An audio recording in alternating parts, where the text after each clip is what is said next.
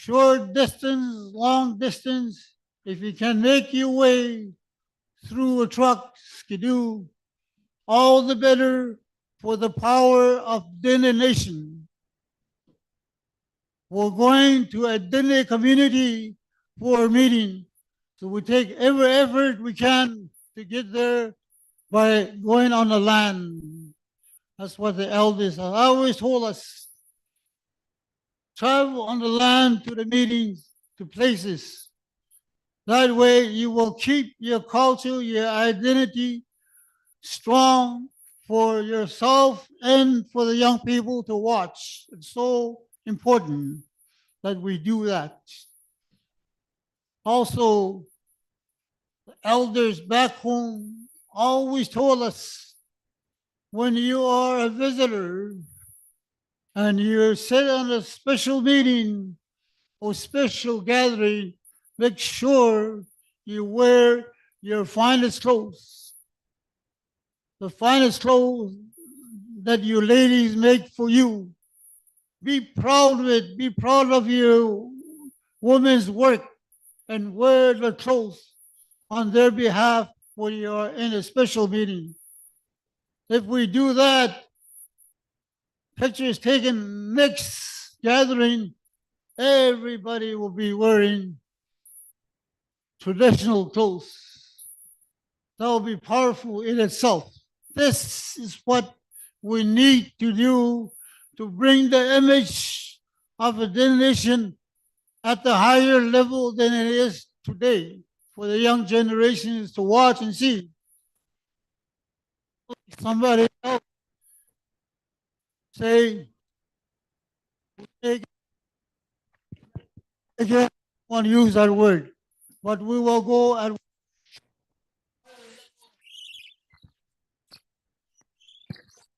for our people.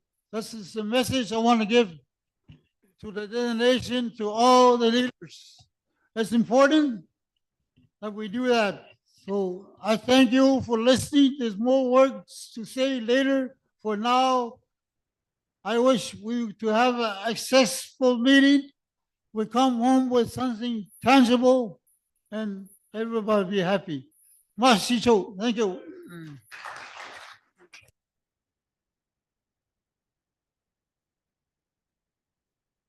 Masicho National Chief. Before we get started going on our break, I would like to acknowledge that we have Chief Elizabeth Wright, who would like to make a special announcement to acknowledge our interpreter that has passed on. So can we please take just as soon as Elizabeth does her, speech and, acknowledges the translator, I would like to have a moment of silence and we stand after her speech. So Masicho, go ahead, Chief Wright.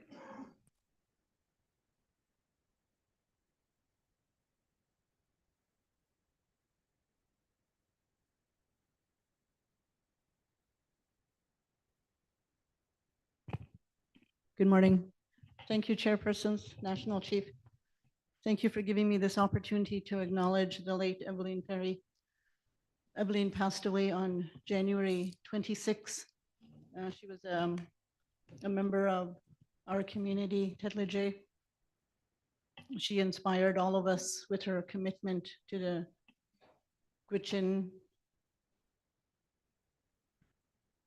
Dinjiju Ginjik. Evelyn was gifted in speaking the Gwich'in language. She did numerous interpreting for the Gwich'in Tribal Council, as well as for the Dene Nation. Her legacy will continue with the Dinjeju Ginjik. I welcome all of you to join the Gwich'in delegation in sending our thoughts and prayers to Evelyn's family. Masicho. To stand for a moment of silence.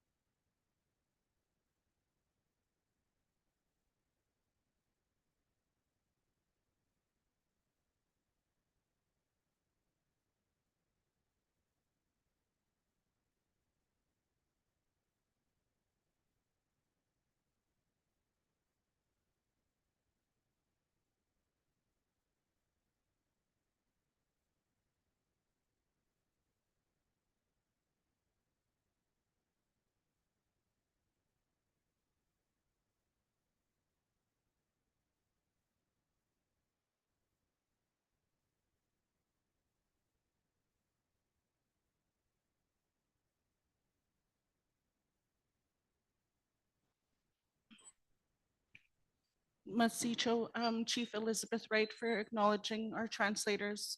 That's so important. It's very important for the Dene Nation.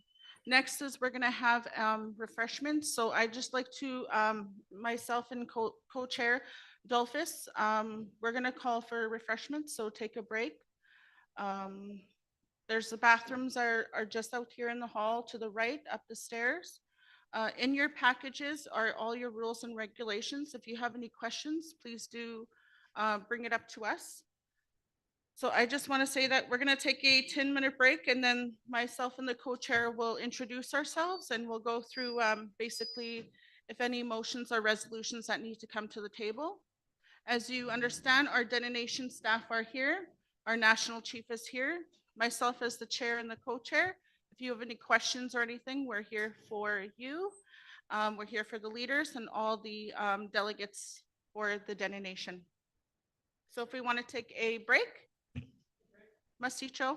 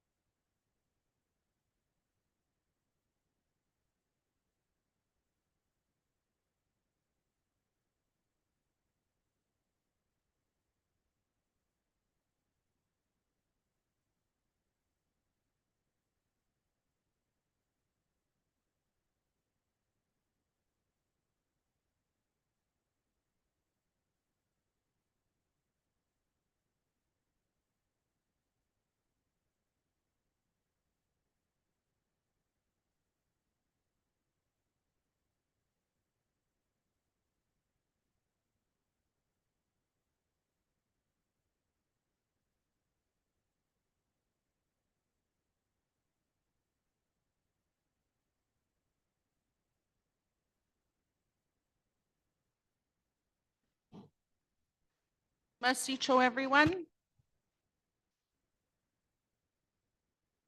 We are ready to start the meeting. I'm your chairperson, April Martel, and I will just open up and give some speaking notes from myself, and then we'll go over to co-chair Dolphus Jumbo, or sorry, Dolphus. Sorry, Dolphus, to go over some of the notes that we're going through. So again, Masicho for this opportunity. I just would like to mention that the translators have brought attention that we need to speak up when we're on the mic because their microphone isn't working. So when you're on the mic, please speak up so they can hear you in the background. Again, I'd like to say thank you for this opportunity. And we have the next 3 days as very important priorities for the Dene Nation and all the leaders and everyone in the Northwest Territories. I will give it over to Dolphus. Mostly something again. So the Dolphins structural strategy. Fog of the Canadian meeting Canada in the Guzia. 1971 goes on. Tuesday goes on. Color mean goes in the car. Oh, yeah, to Canada. Go Mossinify. Canada, it go out. School as a day, Fort Smith School as a day. I'm going to say it in English. We went to high school in Fort Smith, and about 60 years ago, I think. And good to see a few of my friends, 4 or 5 of us, maybe 3 of us around the table. We went to the same high school. We went pretty well to the same residential school. And just like to say, I'm really happy to see them again. Merci. Masicho, Dolphus, Chair. Good morning, everyone. I'd like to say that the National Chief has wanted me to present that the Dene Nation has called a special meeting here in Deline, and we would like to acknowledge the people of Deline, Dene, for hosting this beautiful meeting in your beautiful territory. With all the elders and the youth around the table, I want to say thank you and Masicho on behalf of Dene Nation. Dene Nation is holding this special meeting. The funding for this meeting has cost over $280,000 for this special meeting. But I want to acknowledge that the Dene Nation has never had a special meeting in many, many years. So the leaders have presented they wanted this special meeting, and it's been a very long time. And so we want to acknowledge that, you know, we're having this meeting here today because it's been a very long time since the leaders have met and want to bring the important issues together today. Again, the meeting is on Facebook. It's on Zoom. If you would like a link for the Zoom or for the Facebook page, please connect with the Dene Nation staff and they will get to you on the meeting and the Zoom link. In the back there is all the chairs for the elders, comfortable chairs for the elders. So we want to acknowledge the elders as well.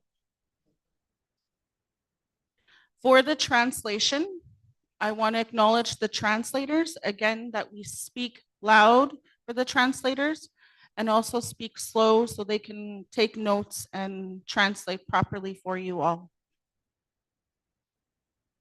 Tonight, there will be a drum dance and a feast. The feast will be here. The drum dance will be at the Culture Center. I'd also like to thank and acknowledge all the Dene Nation staff for their hard work to put together this meeting and gather all of us. We'd also like to acknowledge the translators for their hard work and to be part of the meeting.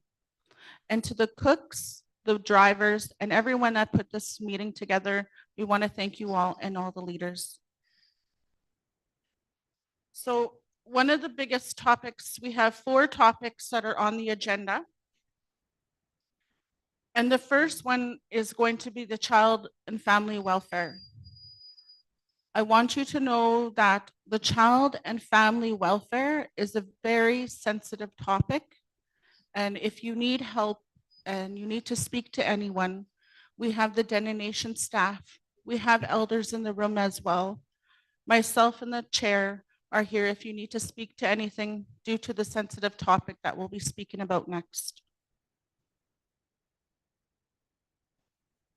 So we're going to continue this meeting, and our first one on the agenda is the child welfare for the Dene Nation.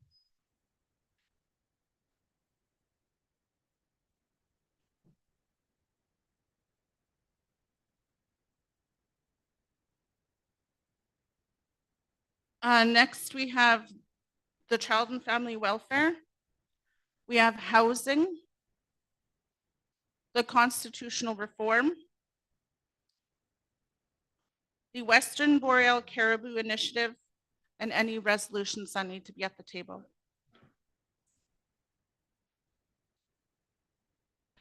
The national chief has advised me that there'll be no opening from any of the leaders, so I'm really sorry for that.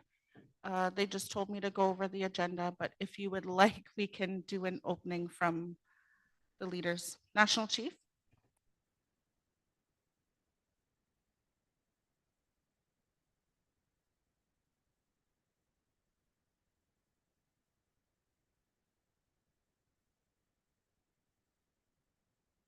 We're going to have, I'm sorry, we're going to actually introduce the leaders around the table, but please make it very short and don't speak too fast as the translators need to hear your comments.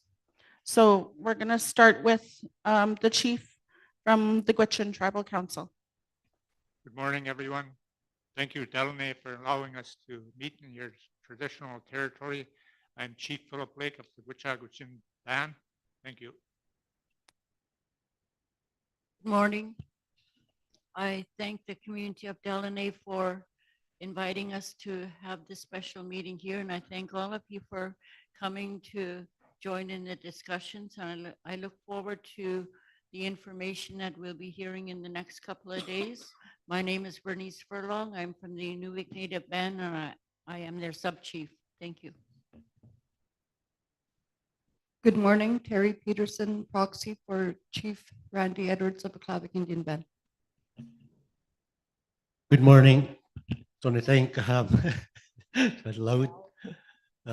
Thank the community of Deline for letting us on our traditional territory and very welcoming community. I'm looking forward to the next 3 days. And my name is Philip K, sub-chief for Tetleje. Thank you. Van Guinzi, everyone. Chief Liz Wright from Tetleje. Masi Dene Cadet Guatide Deline.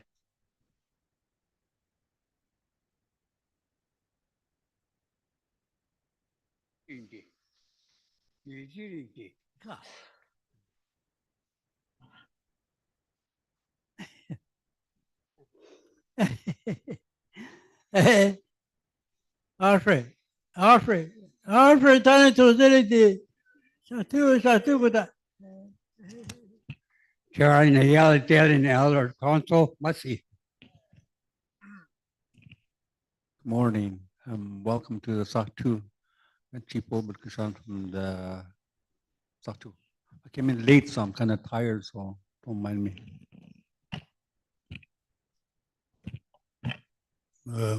Richard Kushwan, Kugalego, the chief.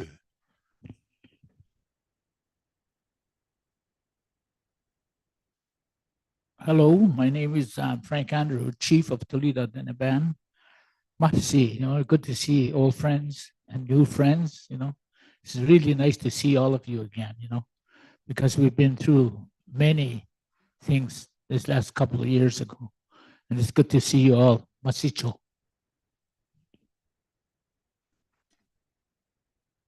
My name is David Reginald.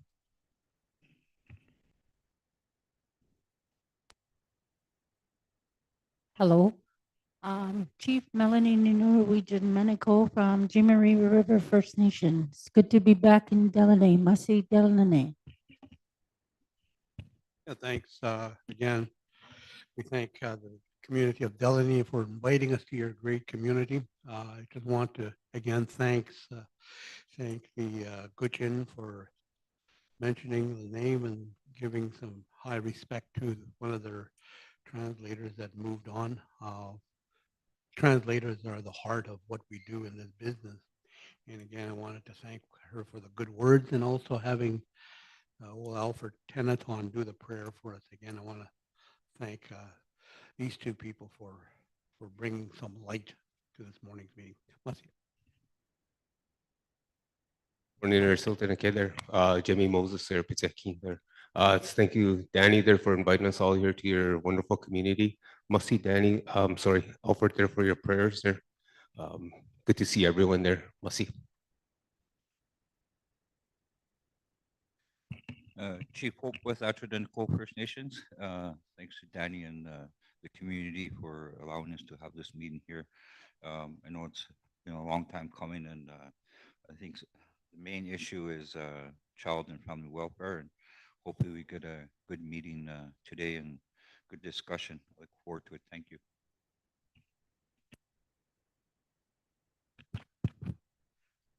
Good morning, everybody. Chief Ernest Pacina, Chief of Dene. It's good to be here. Many of you know that my mother, my late mother, Muriel Pacina, but her maiden name was Blondin. So it's good to be back home here in her territory. I want to thank Chief Cadet for hosting us with his assembly. And I hope we have some good discussions, information being back home. And I want to wish everybody a good assembly. Masi. Good morning, Salatin. My name is Johnny Catala, Sub Chief for Suchoke, 10 people. Good to be here.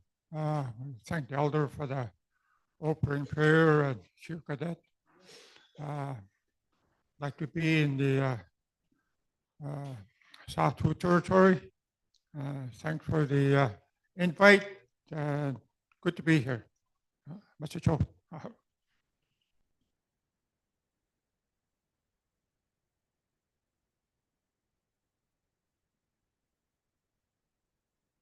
Good morning, everybody. My name is Felix Lockhart from Tutsake. I live and work in Yellowknife, and I'm here sitting as an elder. I want to wish everyone a good day, all out there zooming in and all over the Dene land. Must see.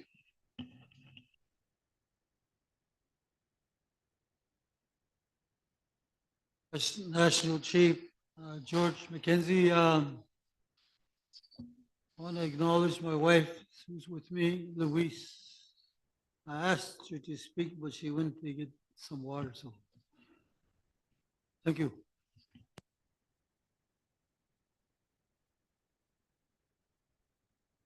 We have leaders that are online.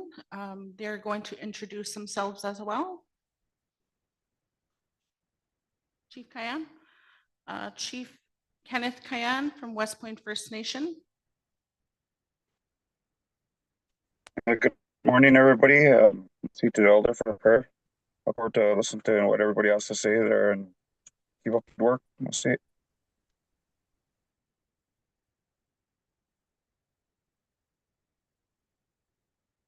This is Chief Elaine Oje from Hatlot First Nation. Go ahead, Elaine. Good morning, everybody. My name is Chief Elaine Oje. I'm from Hatlot First Nation. It's nice to see everybody gathering. Thank you.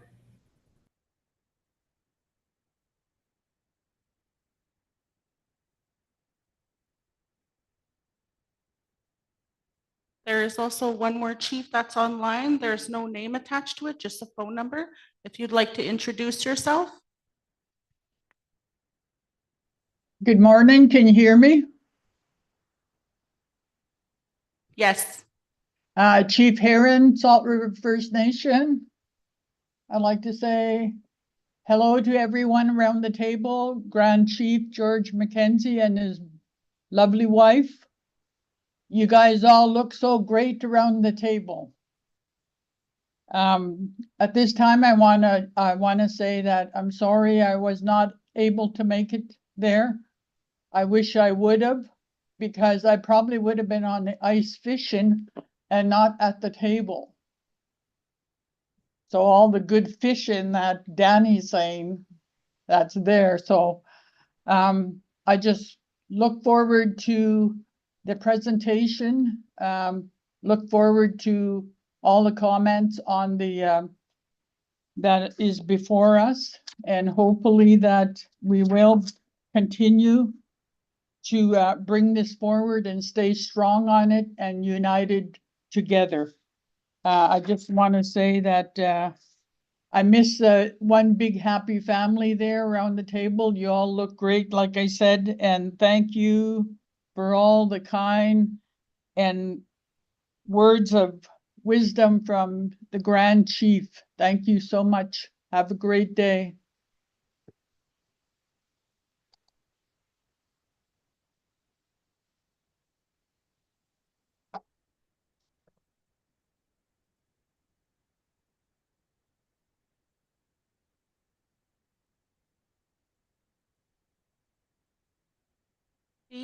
We have one more speaker that's on Zoom. Please go ahead.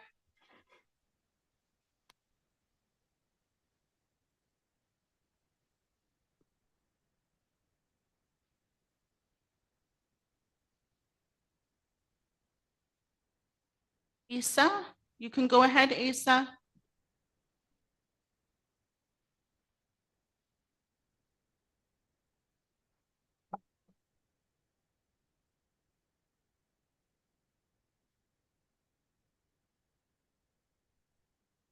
Go ahead, Asa. You have the floor.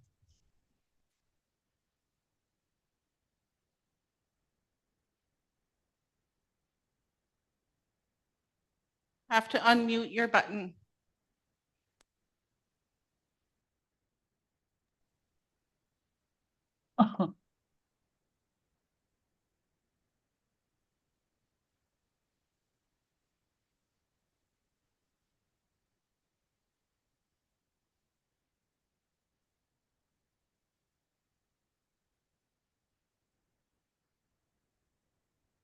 Okay, since Asa, you have the floor, but if you're not ready, we can go ahead.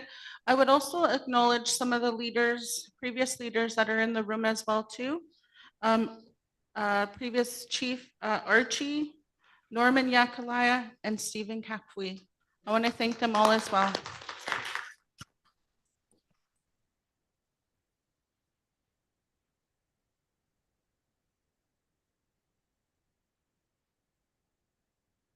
Since Asa won't be online right now, I'd like to go over the agenda meeting so we can adopt the agenda and move on with the first topic. Okay, first is the meeting agenda. The Dene Chiefs and Dene Nation staff listing, the child family welfare, housing, the constitutional reform, the Western Boreal Caribou Initiative, and any resolutions that will be attached. Moved by Grand Chief Herb Norwegian. Can I get a seconder? Second, Chief Danny Gadet. All in favor for the agenda to be approved? Can I see hands, please? Motion is passed.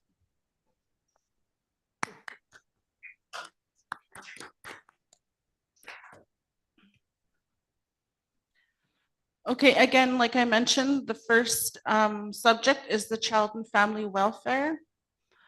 This is a very sensitive topic. So again, if you want any, counseling or anything that's sensitive, please, the Dene Nation staff is there. There's elders in the back if you'd like to talk to them. And we're going to go with open floor to the child and family welfare. Chief Elizabeth Wright. Thank you, Chairperson. That went along way too fast for me. I was going to mention on the agenda for Thursday, the Gwich'in delegation is leaving at 10 in the morning, so we have to be at the airport at 9. And I'm wondering if we can move resolutions to Wednesday. Because it's only on Thursday, there's only resolutions for Thursday morning.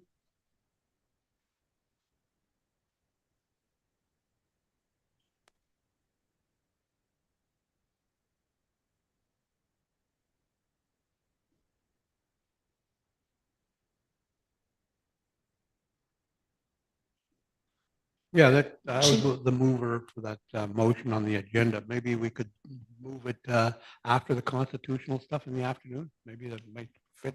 Right? Yes.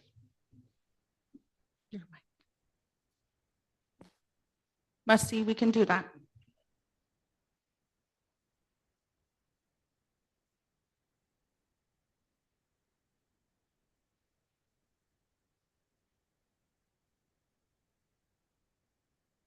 Chief Philip Blake.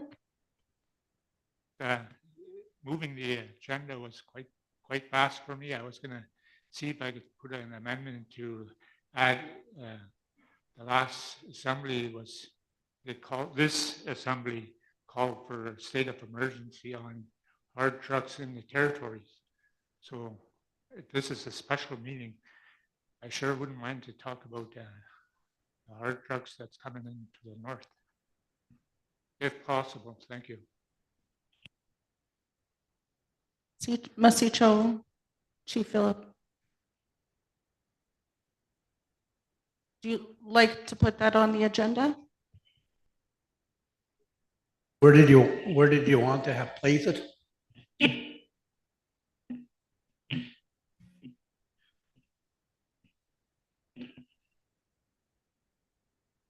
We can have that on Wednesday at the very end. Very end would be good, yeah. Wednesday would work? Yes, I agree. Okay.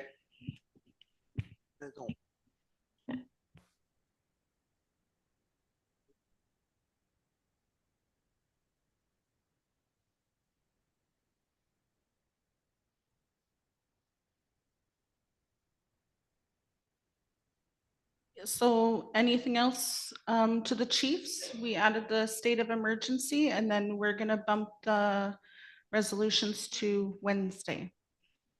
Go ahead, Chief.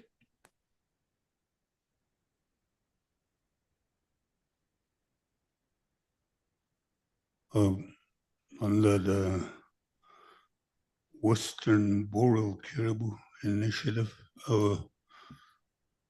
a while ago, the ENR put us to court. I wonder if some of the chiefs want to hear about that court, or if they don't want to hear it, then we could put it in a letter, or just how it went. We won that case, and so if other community want to hear it, we could add it to agenda and then get one of our, I could call for one of our people to come. We could do it next meeting if it's whatever. I just wanted to say that, and because some places there's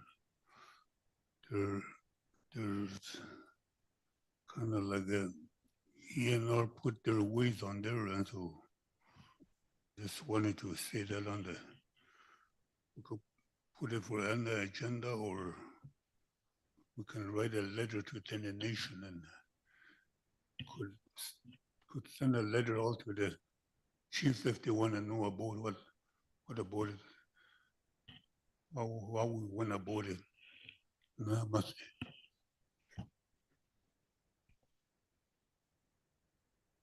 Must see, Chief. We'll acknowledge that. We're going to put it in the agenda. We're going to squeeze it under the Western Boreal Caribou for a conversation. I just let the Dene Nation staff know, if that's okay. Yeah, must see. And what's her name?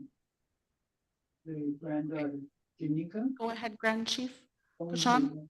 they wanting some help to get food, Supposed to stick to the but agenda, but then her, as you know, in the SOC 2, we never had parks, so something to think about, maybe something to speak about, the band here does because not. everything skyrocketed.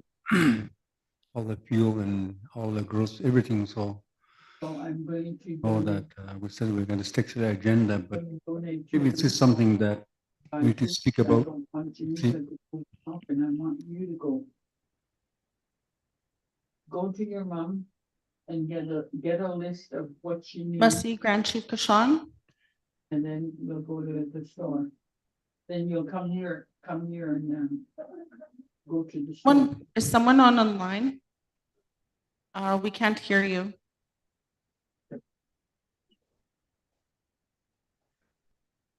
Yeah, can you please mute yourself online?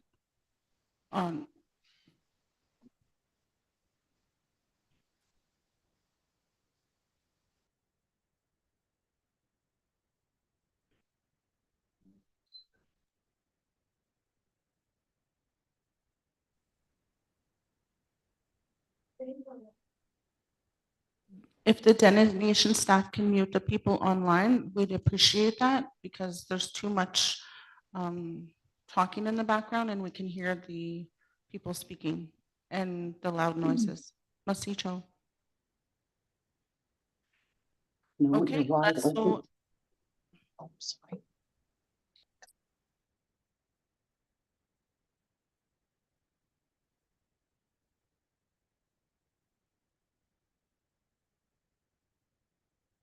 Chief Elizabeth Wright.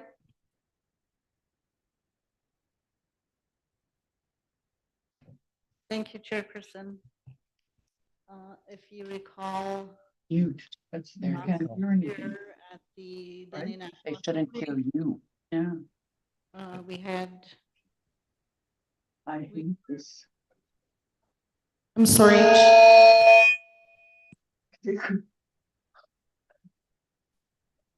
I'm sorry, Chief Elizabeth Wright. Anyone online on Zoom? He's online. It's not us. Chief Tony, can you mute? Can you mute your Zoom, please? Chief Tony Heron?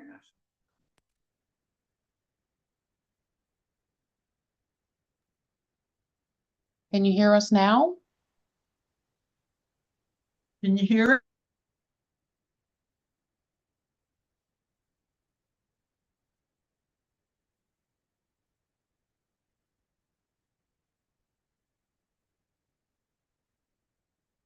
Okay, I'm sorry, but the Chief Liz Wright was speaking.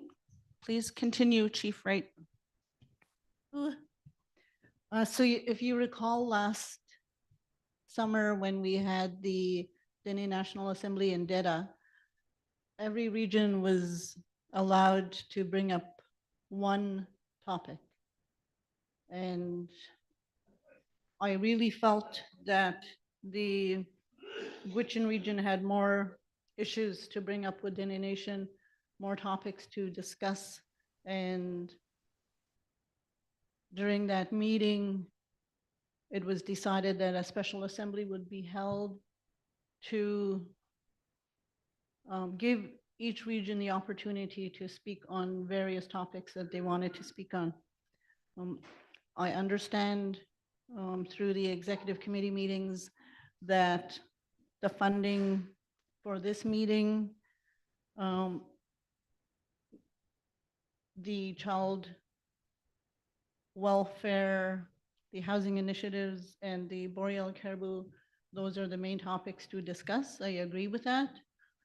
But I also would like to bring up my favorite topic, the education file. And I promise you it will only take 10 minutes to do my presentation, and I really would like the opportunity to speak on it.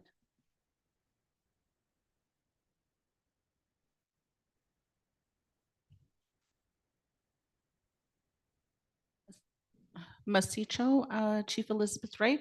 I will see where we can squeeze your the education file, which is very important to the Dene Nation and all the leaders of the Northwest Territories. So we'll see where we can squeeze in the 10 minutes. Masi.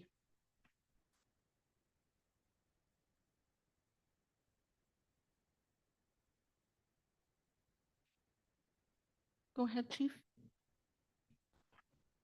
Just a point of clarification. With all these additions that's added, can we get copies or can you email us? Or like, I didn't get everything that's supposed to be on the any additions to the agenda. So can you let us know, please, whether by photocopy or email? Just let us know. That's it. Masi Chief, Masicho for everyone. With all the additions and the changes of the agenda that will be adopted, we will make the changes and we'll give you all a fresh copy of the agenda because I just requested that from the Dene Nation staff. So again, the agenda, the topics will be the child and family welfare, which we're going to speak about next, the housing, the constitutional reform, the Western Boreal Caribou Initiative. And under that, we're going to talk about the court action from ENR, if someone would like to address that as well under that. The resolutions, we're going to be moving that. So we're going to draft that in the agenda as to better understand where the resolutions are so that everyone can be here when it comes to the resolutions. Chief Elizabeth Wright wants to speak about the education. We'll find a way in the agenda somewhere for 10 minutes on the education portfolio. The state of emergencies for the drugs and the alcohol in the communities that Chief Philip has brought forward, we'll put that in the agenda as well too. The emergency, like the barge for the fuel and the cost of living, you know, that Grand Chief Kashan has brought up as well. We'll find a place in the agenda as well for this very important topic. I just want to acknowledge all the chiefs for bringing up these very important issues. And we will find the agenda and we'll get to the agenda as soon as we're done. Can I get a mover to accept with the additions of the agenda, please?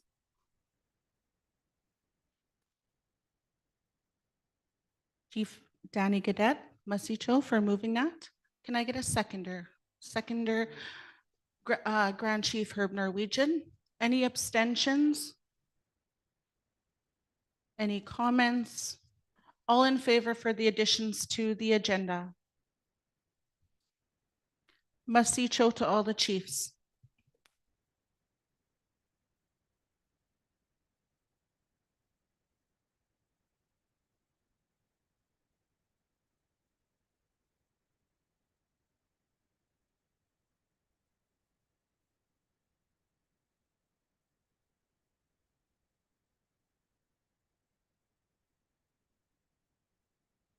Okay, next we're going to have the National Chief, George McKenzie, open on the child and family welfare. Again, remember it's a very sensitive topic. If you need to speak to anyone after the subject, please do so. We're here to listen and acknowledge what we're moving forward with on the child and family welfare. Go ahead, National Chief George McKenzie. Thank you.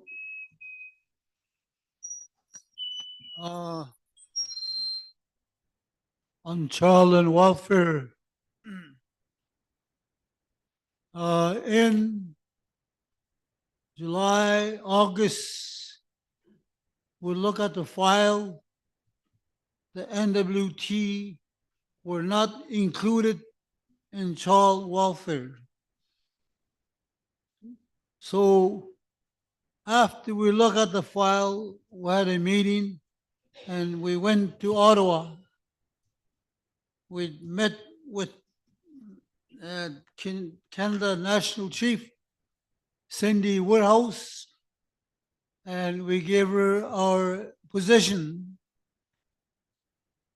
We said, we have children like everybody else, and we need to be included. That's why today we are included, supposed to be included in the national package, 47.8 billion. But as of today, the federal government, they said they will only negotiate with Ontario because Ontario started this 16 years ago or so. So the AFN group, other than Ontario, have made a decision. We will approach this negotiation at the national level. All the rest of the province will be together negotiating package for child and welfare. So this is where we are today. We're not too sure which way it's going to go because Steve can explain some of it. Steve Calfway represent us. We put him on a negotiation team as a technical person. But it's going to be interesting because we have some time to negotiate. We don't know how much time, really. So we have to be mindful of the federal government, the present government, the Trudeau government, Liberal. How much time do they have left? Do we have enough time to negotiate with them for a new additional deal? The 47.8 billion is going to be there. It's not going to go away. It's already allocated, but it's the new money we need to add on that the Ontario took for themselves. They're going to take for themselves. So this is where we are today. So we're not sure what whoever wins after election, we're not sure what's going to happen. So we're trying our best nationally to do what we can before election. So it's important that whoever is listening, that NWT is now included. We're not left out anymore. So we're going to be part of the package that's coming. Thank you.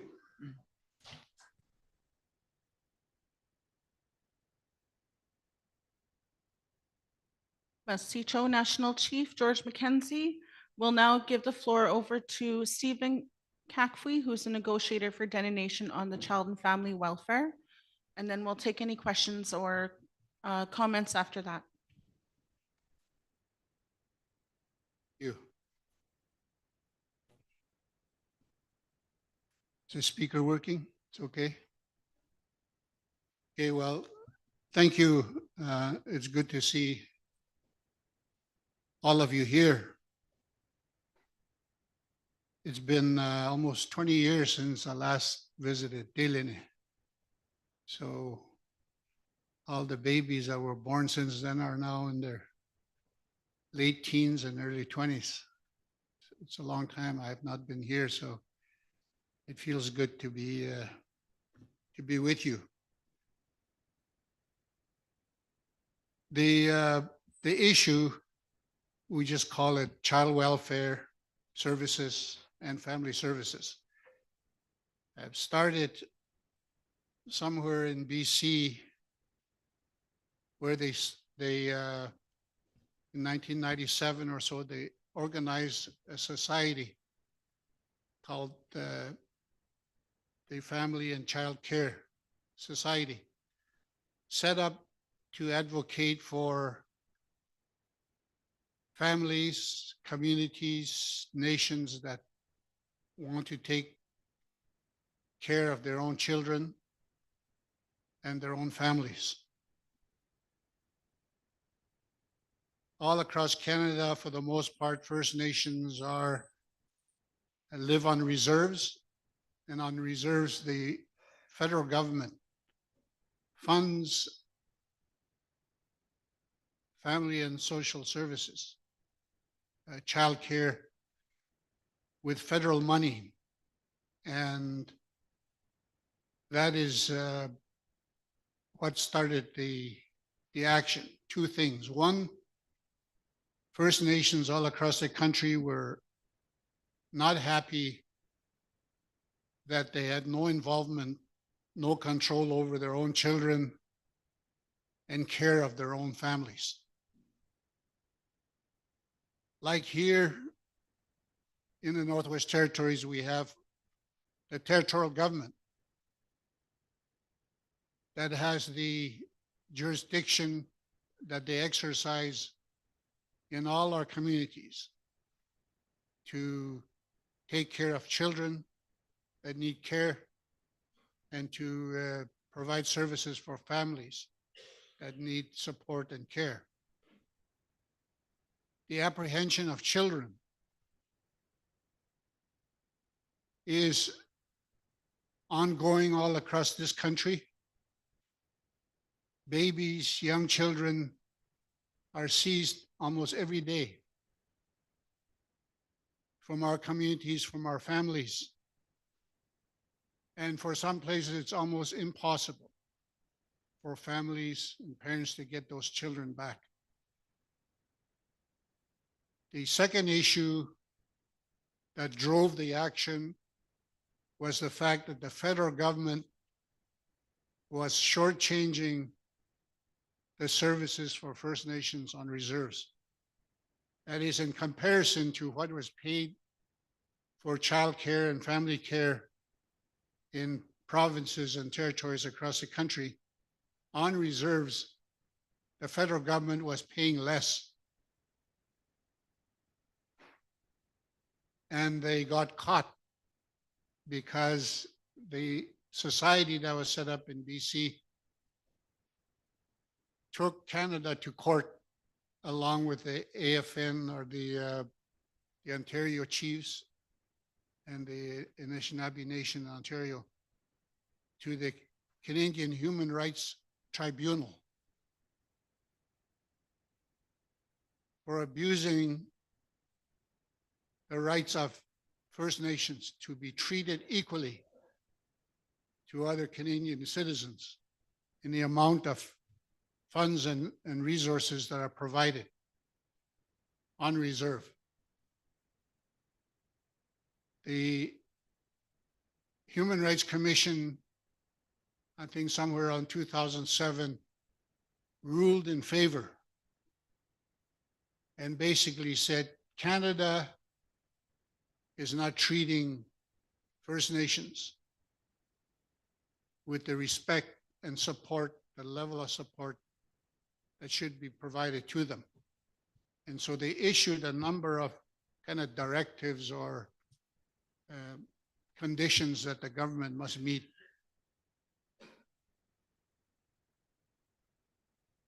During from 2007 until October, we as Dene were not included. They seem to say that because they were dealing with First Nations on reserves and that because the government in Northwest Territories was receiving money from Canada for public service that included treaty people, Indigenous people, that we should not be included. And there's no documentation of what the Dene Nation leaders were doing since 2007. We don't know if our national chiefs were there trying to get included, if they protested, if they demanded to be included. We don't know because there's apparently almost no file, no material in the Dene Nation office to suggest anything. But there is there is a desire now when the George McKenzie was elected last summer. I think it's one of the files he looked at and he wanted to know why. Why are we not included? And nobody had an answer. We know that the First Nations and the chiefs all across the country for years have negotiated it.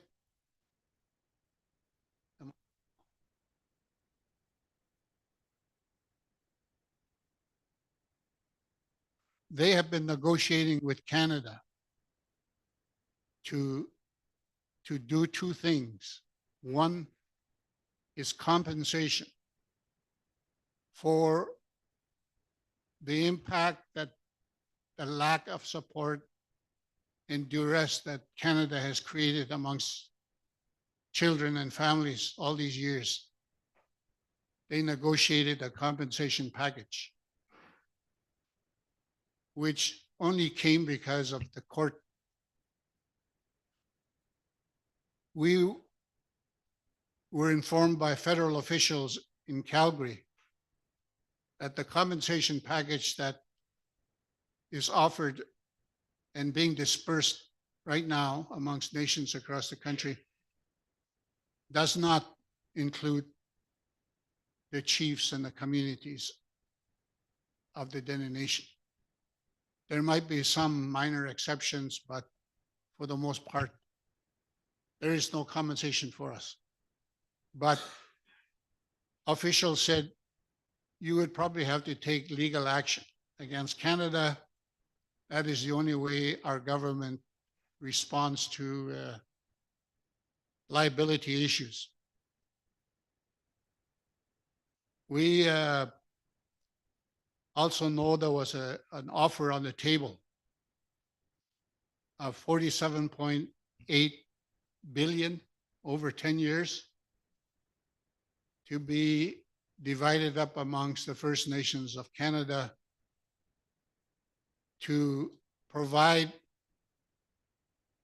the money necessary for First Nations, chiefs, communities, regions to take control away from the federal government in the reserves,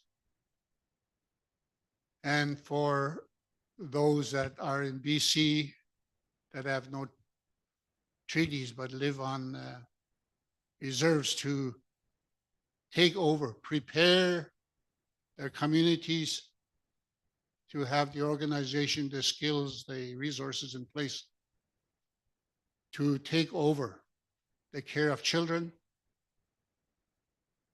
and the support of families. And that was what we found out also did not include the Dene Nation. We know that the package was going to be voted on in Calgary, and a number of us went down. Some of the chiefs were there. I was asked by the national chief to go and provide whatever advice and knowledge that I had about, mostly about the Assembly of First Nations, Cindy Blackstock from the Child Caring Society, and to provide some insight into the dynamics of the different forces that were going to meet in Calgary. As usual, we knew the Assembly of First Nations was going to have two sides. There's going to be the chiefs that were in support of that deal, that they felt it was adequate, and that they were going to vote in support of it.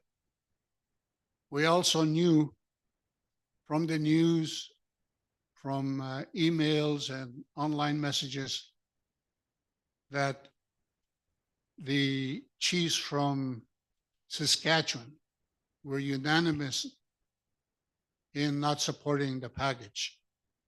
Chiefs from Manitoba, some of them were also not in support. A number of chiefs from Alberta were not in support.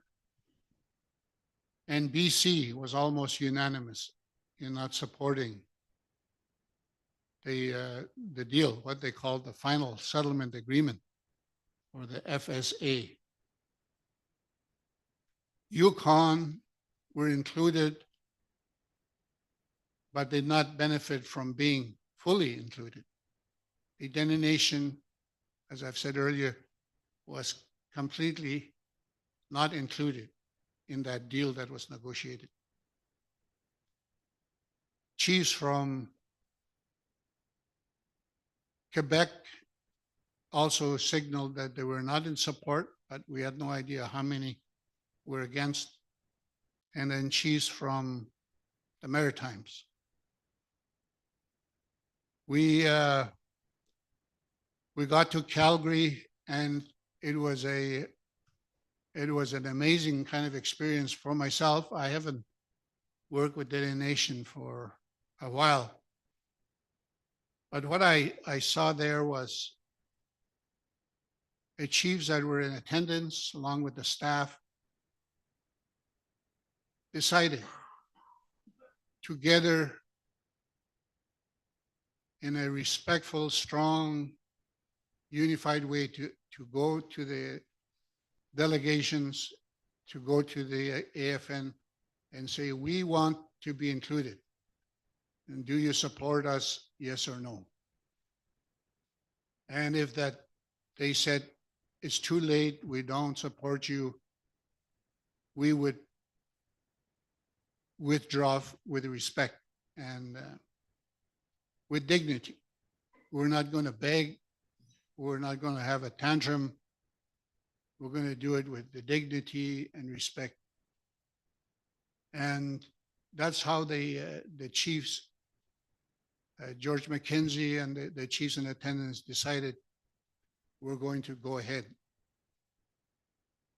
For almost 5 days, our delegation had breakfast together. We met all morning. We had lunch together.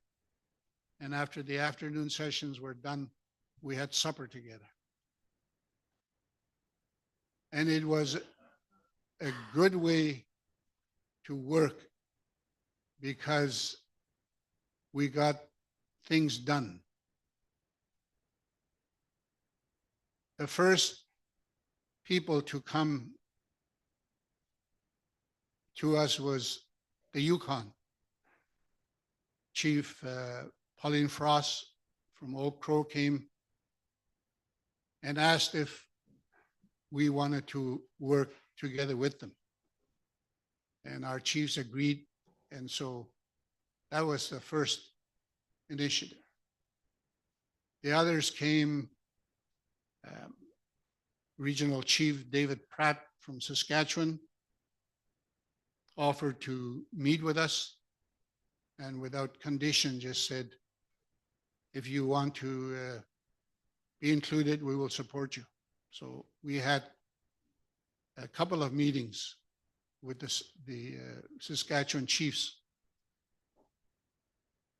And from there, we met with Cindy Blackstock from the Child Caring Society, who offered her support as well.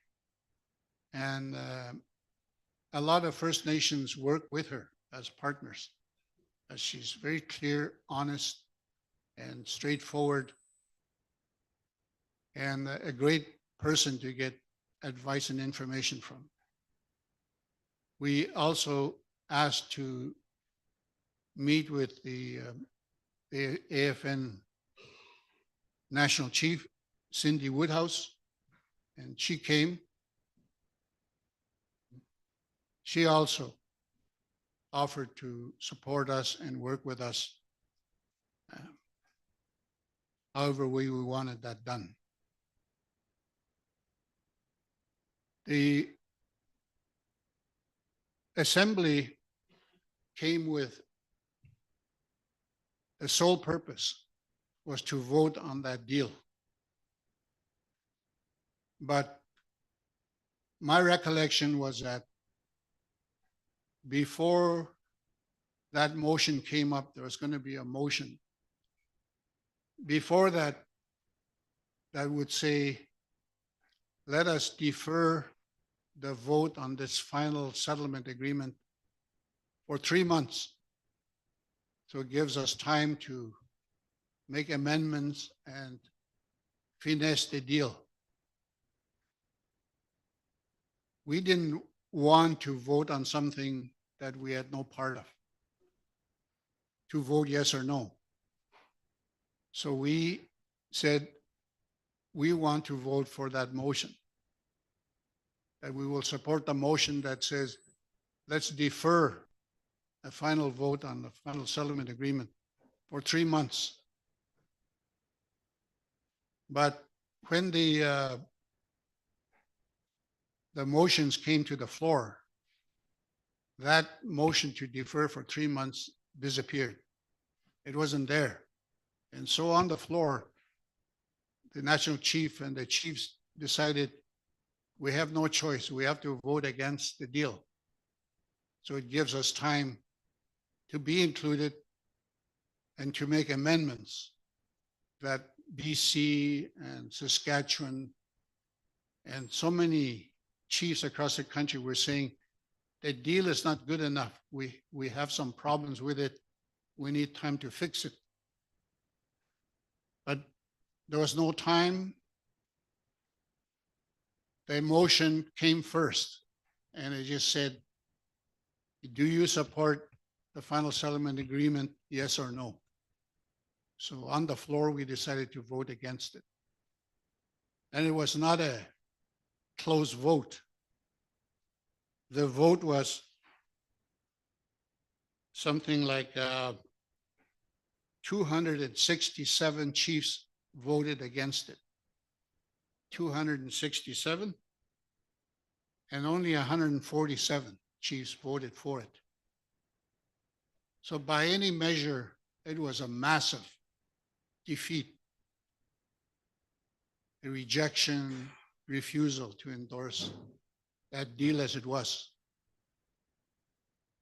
But it was clear all along that Ontario wanted the deal. They negotiated it. They had negotiated some special arrangements for themselves in the mechanisms that were created to oversee how that $47 million was going to be dispersed over 10 years. So the motion was defeated, and almost immediately other motions were brought forward, and the two key ones are called motion 60 and 61. As I said, the people that were against the motion were well prepared. They thought if we defeat the vote, we have to set up a new process to begin negotiating a new deal, a better deal. And we have to create a process. We have to basically tell Canada what do we expect. So the two motions basically, for one, set up a mechanism called the National Children's Chiefs Commission. It's a commission and not a committee of the AFN. It's a Chiefs Commission assigned by, to be run by chiefs from across the country. And this commission would work with the Assembly of First Nations Executive, the National Chief, to set up a new process. So that's basically the the purpose of one motion was to create this. So it was created right there. At the same time, right after we defeated the final settlement agreement, the creation of the National Children's Chiefs Commission was passed. The other motion called on Canada to get a new mandate to negotiate a new agreement, perhaps building on the one that was defeated, fix it up. And for that to happen immediately, called on the AFN to work with this commission to replace other mechanisms that had got to complete that previous deal. We, as a Dene Nation, were invited to be part of everything. And we made sure that every motion that was passed made specific mention of the fact that the Dene Nation, the chiefs of the Dene, will be included in the process from here on. One of the creations that we hope still carries on from the previous initiative was what they called the National Assembly for Remote Communities. This is also made up mostly of regional chiefs to look at this issue of when Canada would disperse money. It must take into account that some of our communities are on winter roads, are by air-only access, and that some communities, the cost of living, the remoteness of communities are extreme, and that has to be taken into account when we disperse money.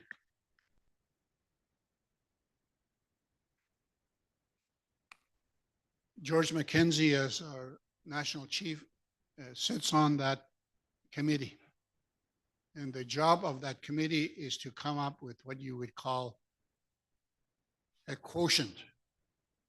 It's a figure that you would take, for instance, if in Saskatchewan you're trying to figure out the cost of services, you would take it from, say, Saskatoon.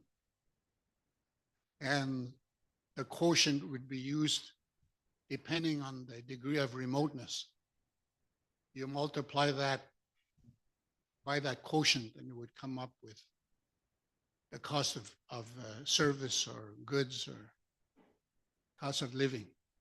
And that committee has met a number of times. George attended 2 of them. I think I went to one on his behalf. The National Children's Chiefs Commission, I was asked by George McKenzie, is maybe because I was the president or national chief of the Dene Nation before, to sit on that on behalf of the Dene Nation. And so I agreed to do that. We have had meetings almost every week by Zoom. Chris. And work is ongoing, and it's been tough because we had problems with the Assembly of First Nations at the beginning because the AFN had backed that deal. And even when the majority of the Assembly of Chiefs voted against the deal, the Assembly of First Nations stood by Ontario. And we had trouble getting money. We had trouble getting meetings.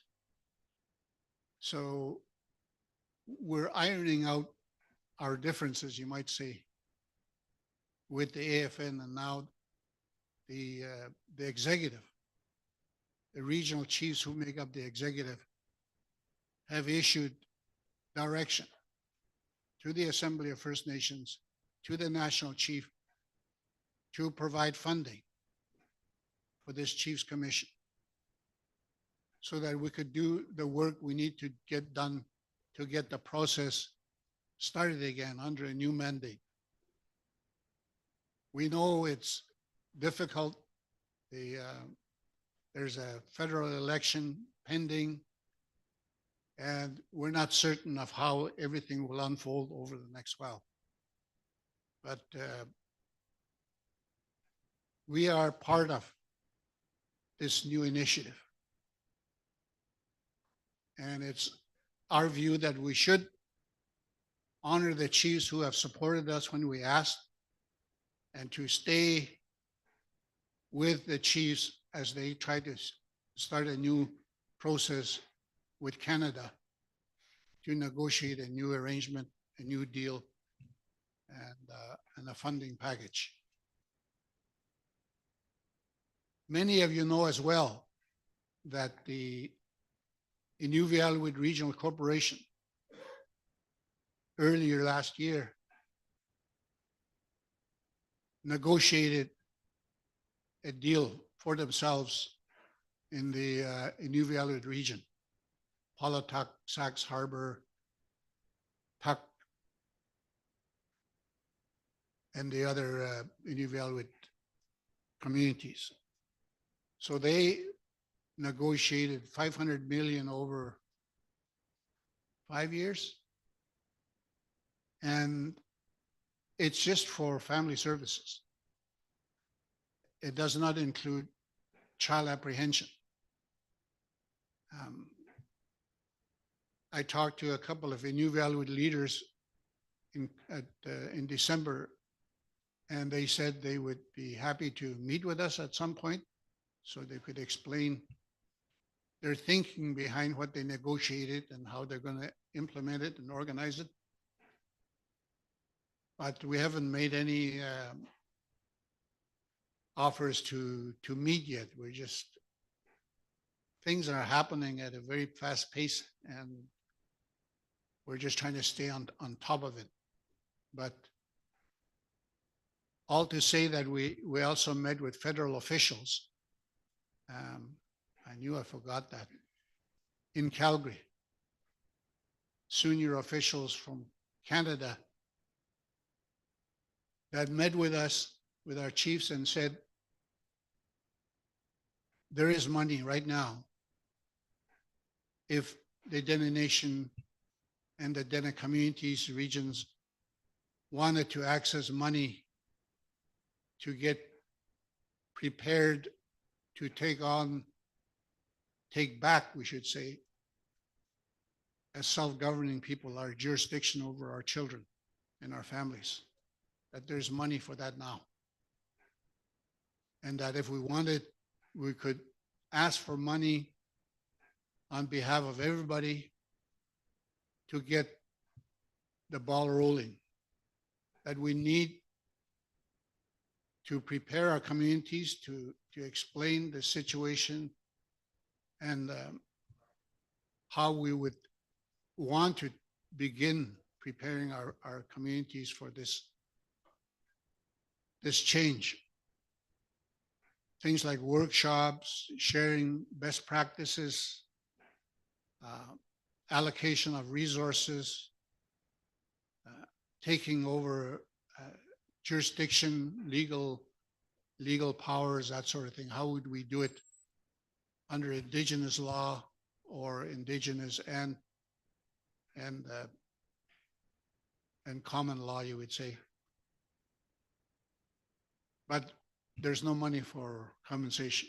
That they said if we want to go after that for the abuse, I guess, of our children and our families over the last few decades, we'd have to take Canada to court. So just to be clear, we have two options. One, at any time we want individual communities or regions or the Dene Nation with all the regions and communities can negotiate a deal with Canada. That mandate is there. We can do that.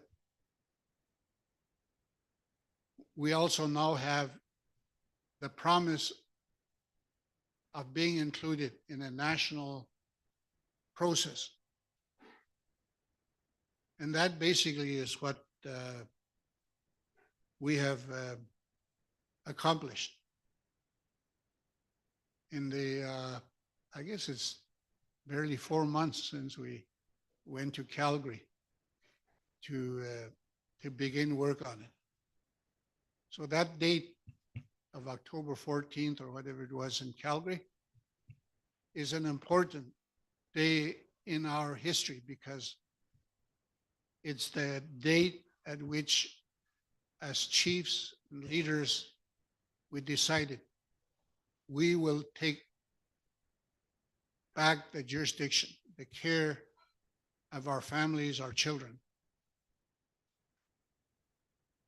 And we started work from that day forward. So at some point or other, we're going to try to get a complete list of the chiefs and the proxy voters, sub-chiefs, acting chiefs that attended Calgary. So we have a record of who was there when that decision was made. I think it's going to be an important point of our history. Okay, so that is my my report. Thank you so much. Masi.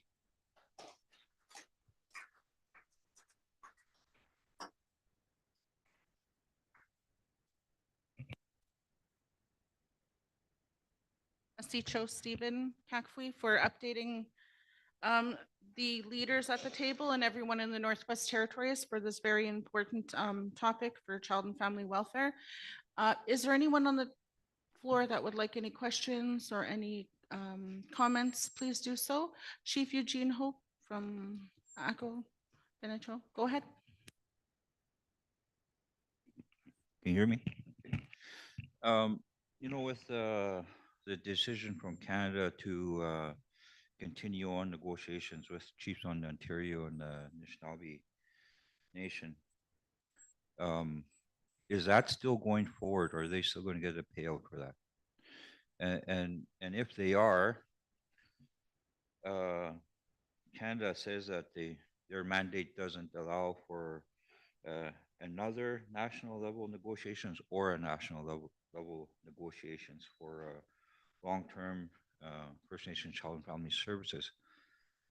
If they move forward with settling an agreement with the Chiefs of Ontario and the Anishinaabe Nation, any agreement moving forward that Dene Nation is a part of, whether it's with a coalition of chiefs on this issue, it cannot be, it won't be a national level negotiation. So even if their mandate says they can't negotiate at national level negotiations, that would include chiefs of Ontario. They've already said they're going to settle that part of the agreement.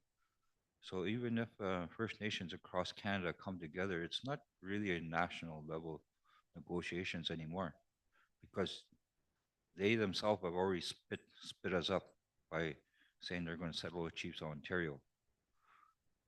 So, you know, their mandate says no national level negotiations. Well, it's no longer national level negotiations. It'll be kind of close to it, but not quite, because they've already settled with chiefs of Ontario and the Anishinaabe. So, you know, I'm just looking at that and can't remember the date of a call that we had with the Nation. Representatives from Chiefs of Ontario were on that call, and right off the bat, they requested that 40% of that 47.8 billion go to Chiefs of Ontario. So any payment from Canada and should be amended that out of that 47.8 billion, that they only receive 40%, because I mean, they came to us in that meeting and asked 40% straight off the bat that it would go to Chiefs of Ontario. And that's just over $19 billion.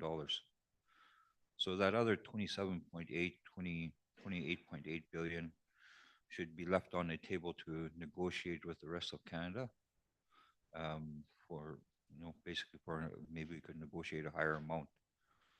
So I just look at those numbers and remember what was said in the past. And, if Canada is going to negotiate or pay out Chiefs Ontario in that agreement, then when the other groups of First Nations from across Canada come together to them, they can't call it a national level negotiations, because it isn't. Because you're leaving quite a big group out of the picture, and that's the Chiefs of Ontario. So just like to bring that up.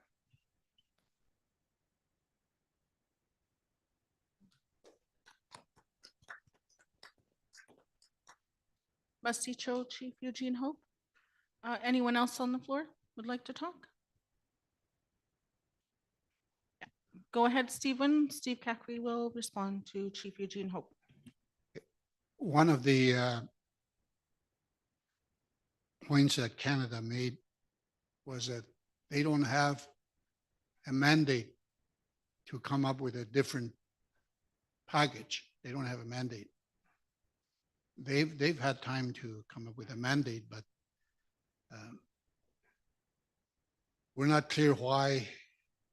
Maybe they think politically they could get away with giving Ontario a deal and going to the Human Rights Tribunal and saying, we tried, this is the best we could do.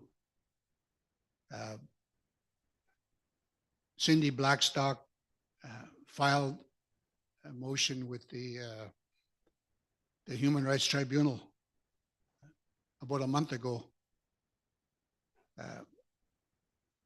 to tell them that, in fact, Canada has failed. Canada has failed in its obligation to address the needs of First Nations all across this country. That what they in fact did was offer a deal that fell short, and coming with saying that Ontario is supporting it, although they're a minority of the total of chiefs in this country, that it meets what the Human Rights Tribunal was calling on Canada to do. But we also have the problem of saying we don't have time to do a whole complete process or a federal starts. But we also know the Canadian Human Rights Tribunal is going to be still saying the same thing no matter what government is elected next time around. We have sent a message to Canada saying that we think it is possible to make adjustments and changes to that $47 billion offer by changing some of the mechanisms that preside over the administration of that fund, and perhaps topping it up with an amount that's not going to kill Canada's original mandate. And so we're waiting for an offer to meet with our commission, Canada's officials, ministers, to meet with our commission. And we'll see at that meeting, if it happens, we would say, here are the things, the conditions that we think have to be addressed and remedied before it's an acceptable deal. Canada would come and say, we can only make so many changes, adjustments within the conditions of our mandate. Is there room to make a deal or not? And that meeting we're hoping would happen in the next month or so. We don't know if the government's going to last that long. So we're making that offer. And it's the whole process is driven by the rulings of the Canadian Human Rights Commission. They're the ones that told Canada at first, you are shortchanging the children and the families of First Nations right across Canada. And we call on you to repair that, to fund the same as any other Canadian, the same level. And so the Canadian Human Rights Commission is going to continue to be involved until there is a final deal made for all First Nations across the country. That's what we're counting on. So we are trying to see if we could, within the existing parameters, I guess, see if we can meet the needs of the First Nations across the country.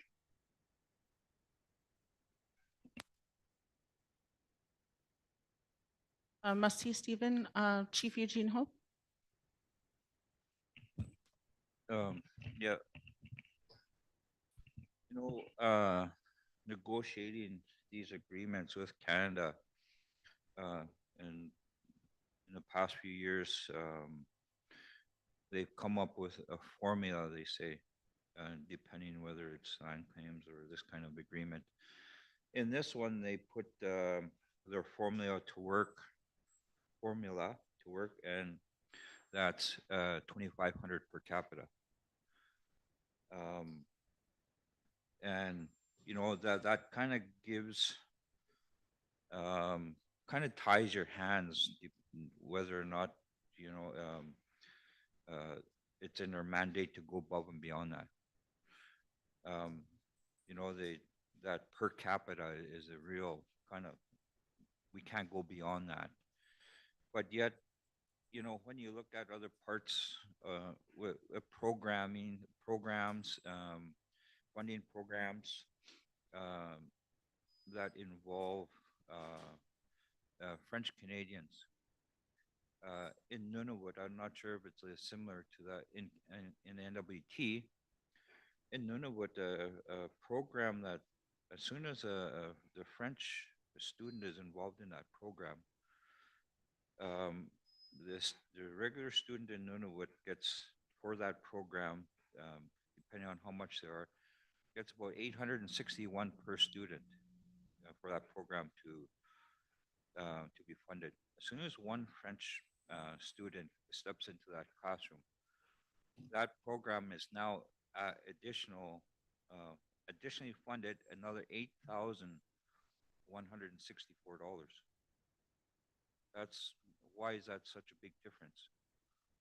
All those Nunavut kids are getting $861 each for that program. As soon as one French person steps in, there's 8,000 something. And looking at that, and that's a program in the school. And when you look at that, why is our per capita set at 2,500 with something like this? When if this was a French agreement, it'd be probably in the tens of thousands per capita. So that's something that needs to be talked to at the table too. That formula they use, it's kind of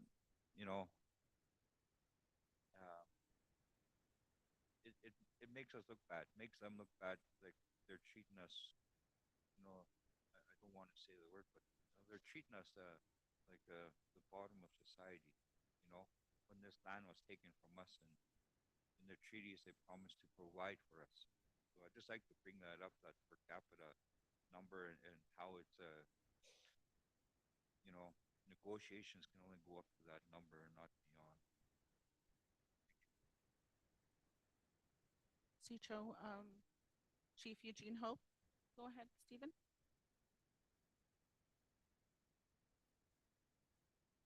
The issue of providing services, providing resources to First Nations is increasingly brought under the microscope and into the spotlight by actions taken by chiefs over the years. I know that in the north here, they've always said, we do not provide treaty money because all services go through the government of Northwest Territories. And we never tested that argument. Education money, social services money, housing money, anytime those issues are discussed by the Assembly of First Nations in Canada, we are not included. And when we try to be included, they say, but you're taken care of by the government of Northwest Territories, who we fund on your behalf. We've never had anybody look at the idea of saying, where it all starts is with treaty. Treaty creates certain obligations on Canada for those of us who are treaty people. And there's a section in the Canadian Constitution that gives Canada a right to take public money, Canadian money, and spend it exclusively on treaty people, on First Nations. And that is section 91. Only the government of Canada has that, and it's created because of the treaty obligations. Provinces cannot do that because they do not have that power to take money and earmark it exclusively for treaty people. The government of Northwest Territories cannot do that either. Although they get money from Canada to provide services to us as treaty people, they only create programs that are for the general public. So you will never see the government of Northwest Territories say, we're going to have 50 houses allocated this year, and it's for treaty people only.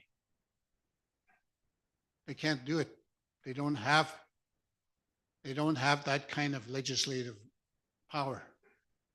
They can only provide services and spend money for the general public. So where does Canada get off their responsibility to us as treaty people, as First Nations in the North? You know, they're sloughing it off and saying, yeah, but we don't provide that because all your services come through this government that we fund, the government of Northwest Territories. So it's a question, I guess, at some point or other, we might want to check out in legal terms. Because at some point or other, we're going to sit down with the government of the Northwest Territories and Canada and say, as First Nations, we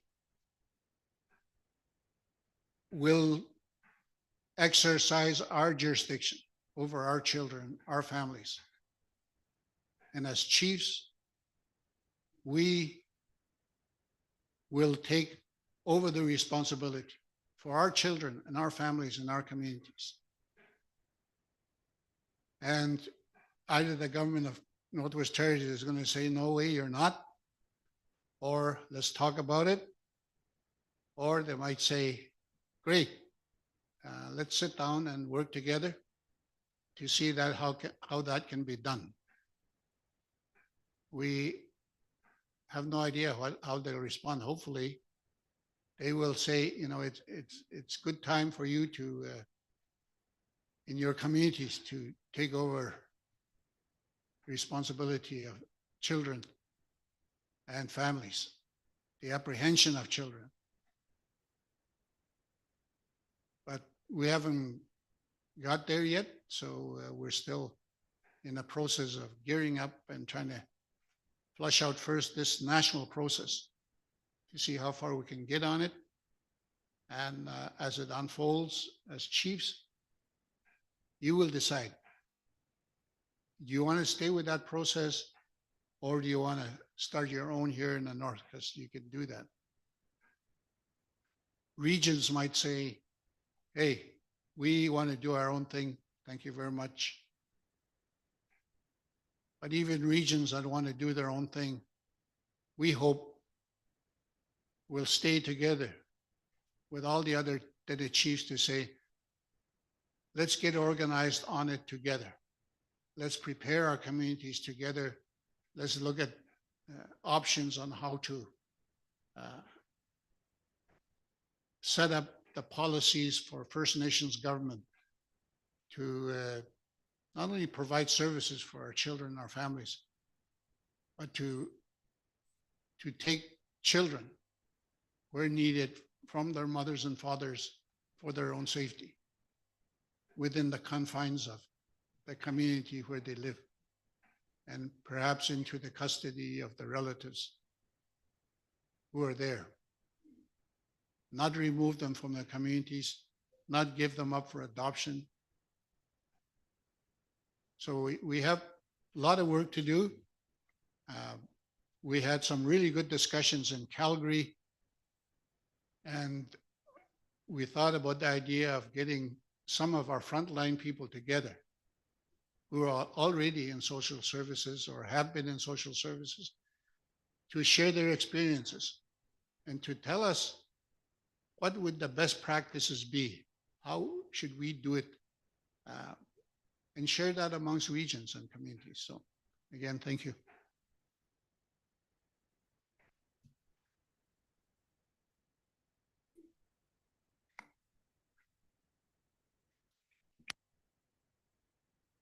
Asicho, Stephen, any other questions? Go ahead, Chief. Thank you for that presentation, Steve.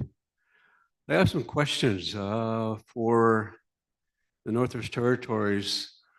I believe there's 26 or 27 communities that have chiefs. Now, when does the money start flowing into the communities? When do we start accessing this money that's coming? Because every child matters. We want to get our children back. So when does the money start flowing into the community? So if you can tell us that first.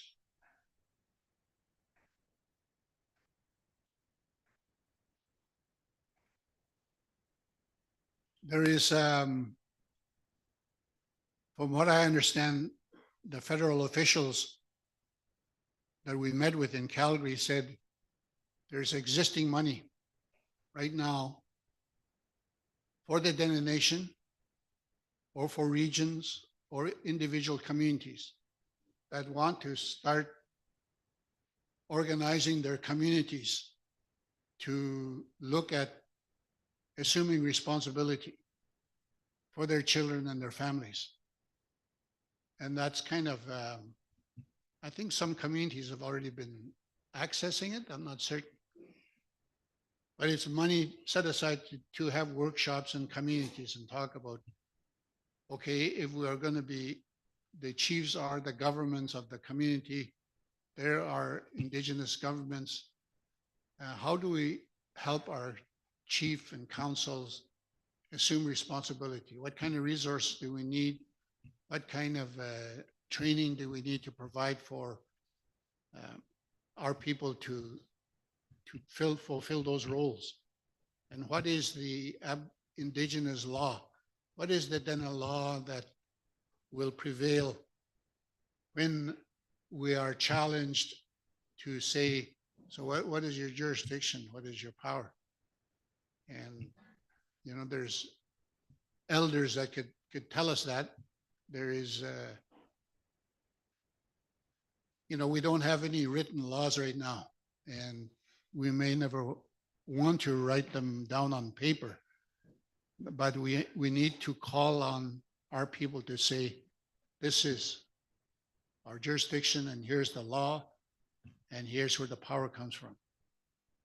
You know, when a social worker apprehends a child and the chief is confronted with it, we've got to help the chief with the articulation of that power. As we have that, we are self-governing people.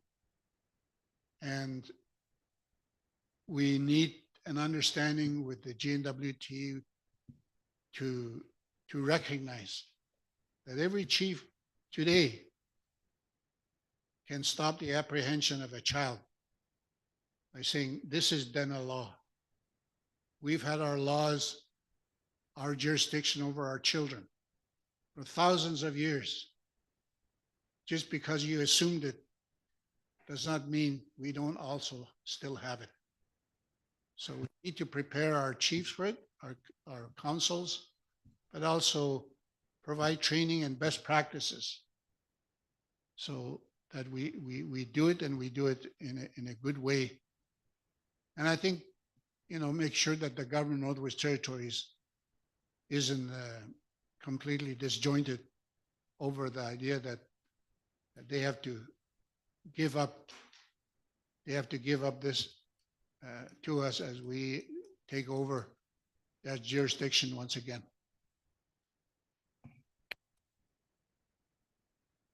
Cho for everyone. Lunch is actually ready, so if we want to take a break for lunch, just so you know that the topic is still up for discussion after lunch. We want to also see if there's anyone on Zoom that has any questions as well on child and family welfare. But we shall enjoy lunch, and we'll be back, and we'll continue the discussion on child and family welfare. Is that okay? Okay, merci. Please enjoy your lunch. If any concerns or anything, please bring it up to us. The chief's Bruce Kenny boiled some fresh moose ribs, so lots of fat in there. So thank you, Bruce.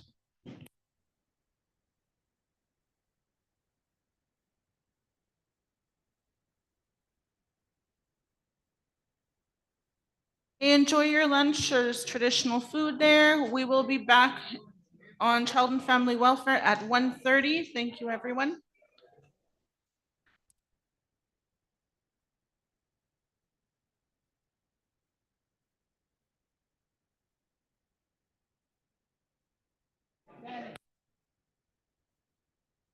If we can get Elder Charlie to pray for lunch before we start eating. Say a prayer for lunch, for food. Masi.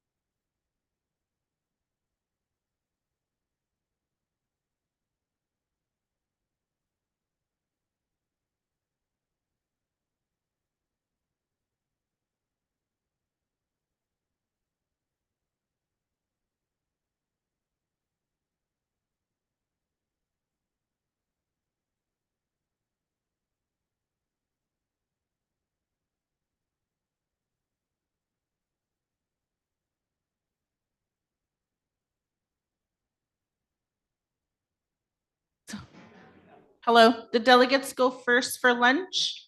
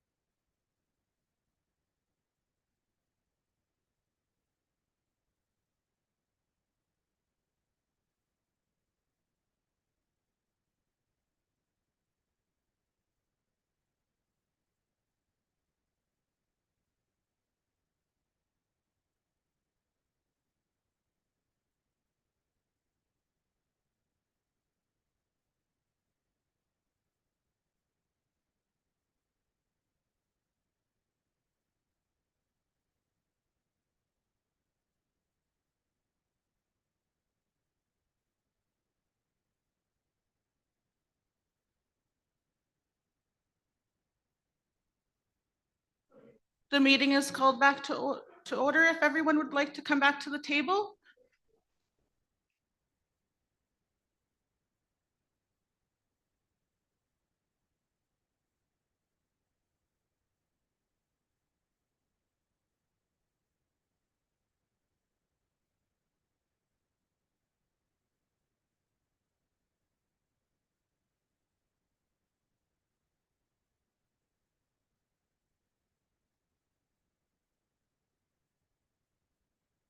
Just to give you guys an update, I would just like to do some introductions. We have a new person. Her name is Kimberly Fairman. She's the conservative government that's running for the MP for conservative. Right there, I'd like to introduce you to Kimberly Fairman, who is running for the conservative government. So, Masicho. If you have any questions, you can go see her in the corner.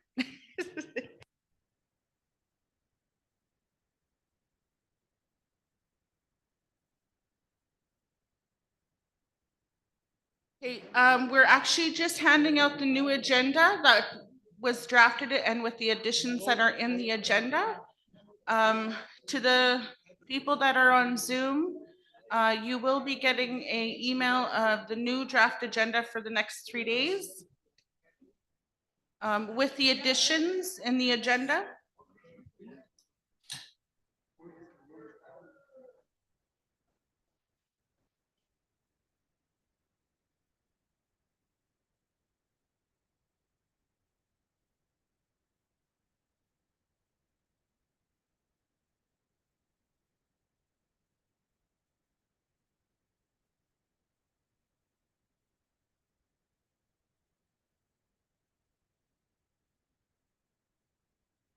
This agenda is the new drafted agenda the staff just put together with the changes that you wanted in the agenda. So we put that in there for you guys to review.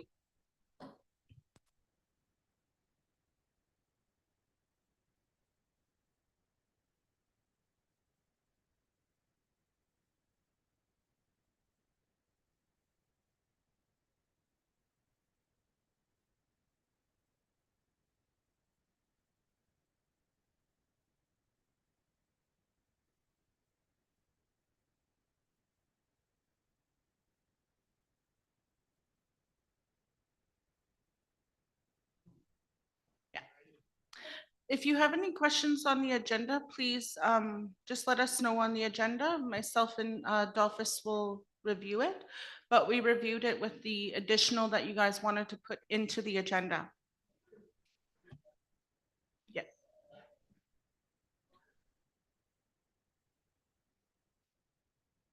Okay, this afternoon, we are still continuing on with child and family welfare.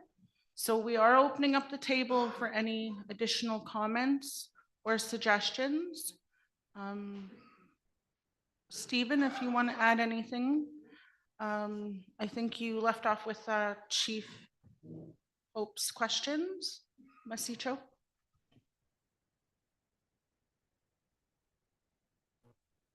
Yeah, thank you. The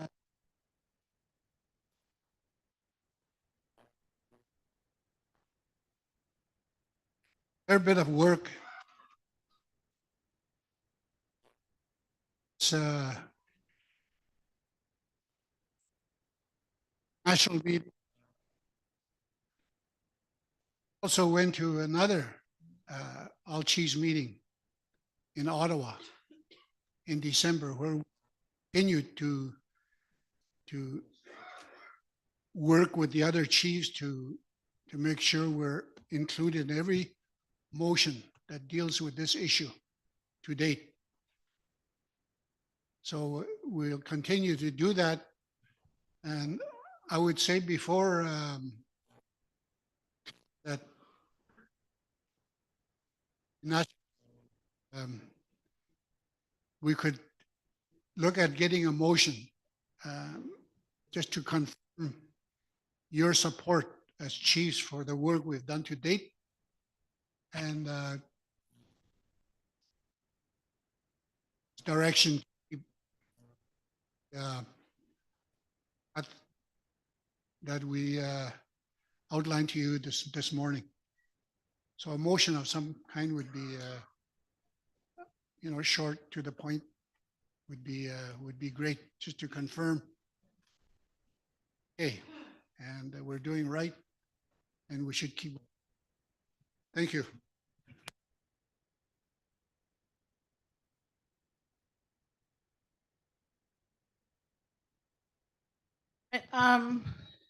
Grand Chief Kashan. Merci, Mr. Chair. Madam Chair.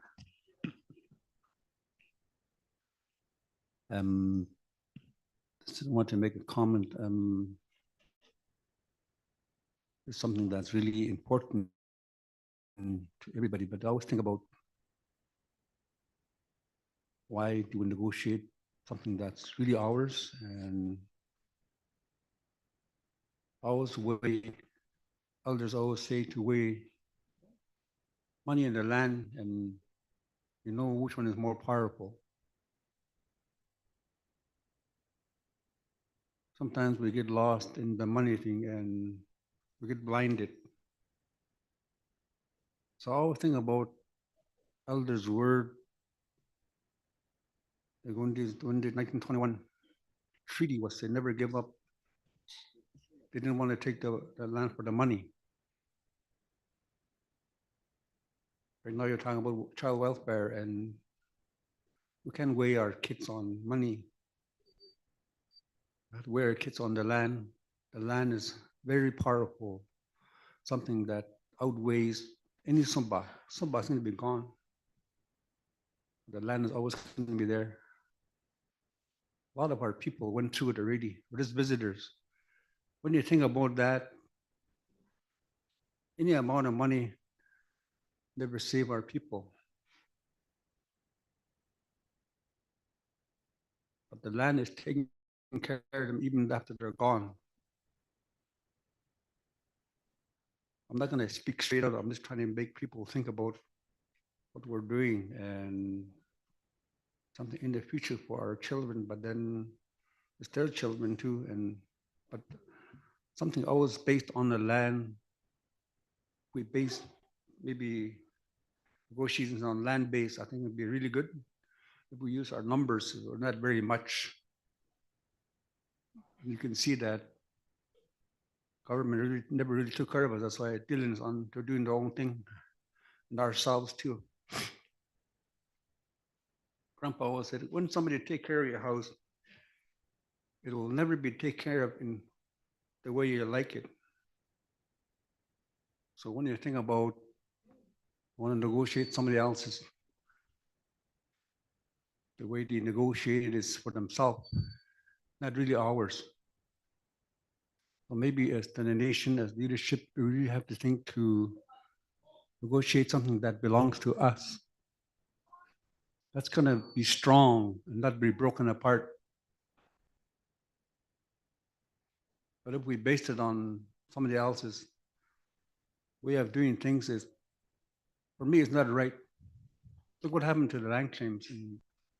But then we're still settle a lot of claims on what our elders said. Some of the tools they left us is very powerful. Just by the court case, what happened and things like that. So I think way ahead and I think way back. I think really fast. When somebody tells me something, I think about it really fast. And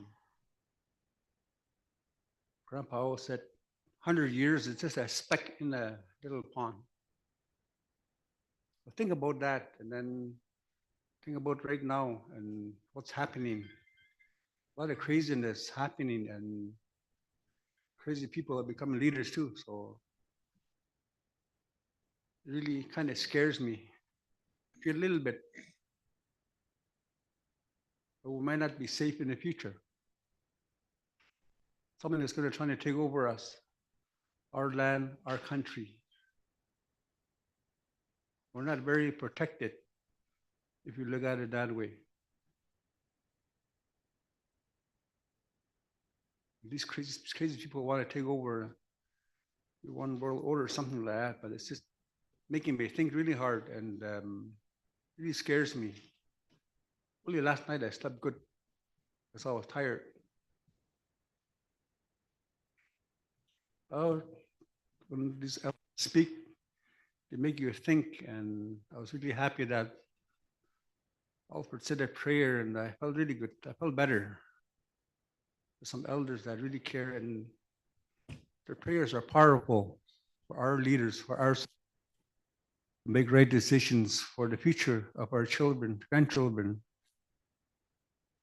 I don't want to speak this long, but I just wanted to throw that out. I just don't like when something bothers me, but I always say that maybe we have to start negotiating with something land-based, something that's very powerful, that can be broken. And for myself, I really believe that we're negotiating something that belongs to us already. In 1800 and something, Queen Victoria made a deal with us, and that deal was broken because other bureaucrats decided for themselves. So if you go back there and then you really think about what that queen and that our chiefs were thinking, it was very powerful. And but then some mullah, they get greedy for sumba. So those kind of things you have to think about. And when you're talking about child welfare, something really dear to our heart. A lot of our children suffered, and right now they're still suffering with it. It brings tears to your eyes to watch them.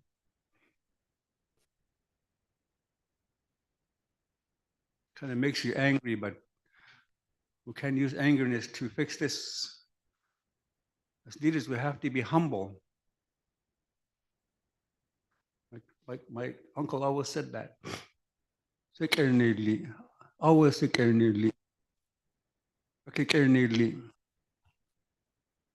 humble.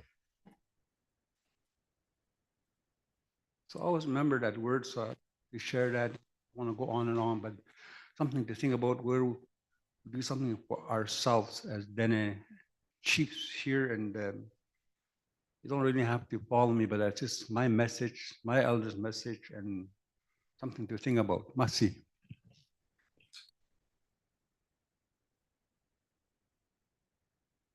Sicho, Grand Chief Kashan, can I just remind everyone in the room to please turn your ringers down on your cell phone as the elders are speaking? It's, we don't really like that. And if we could please stick to the child welfare topic and make sure our timing is proper.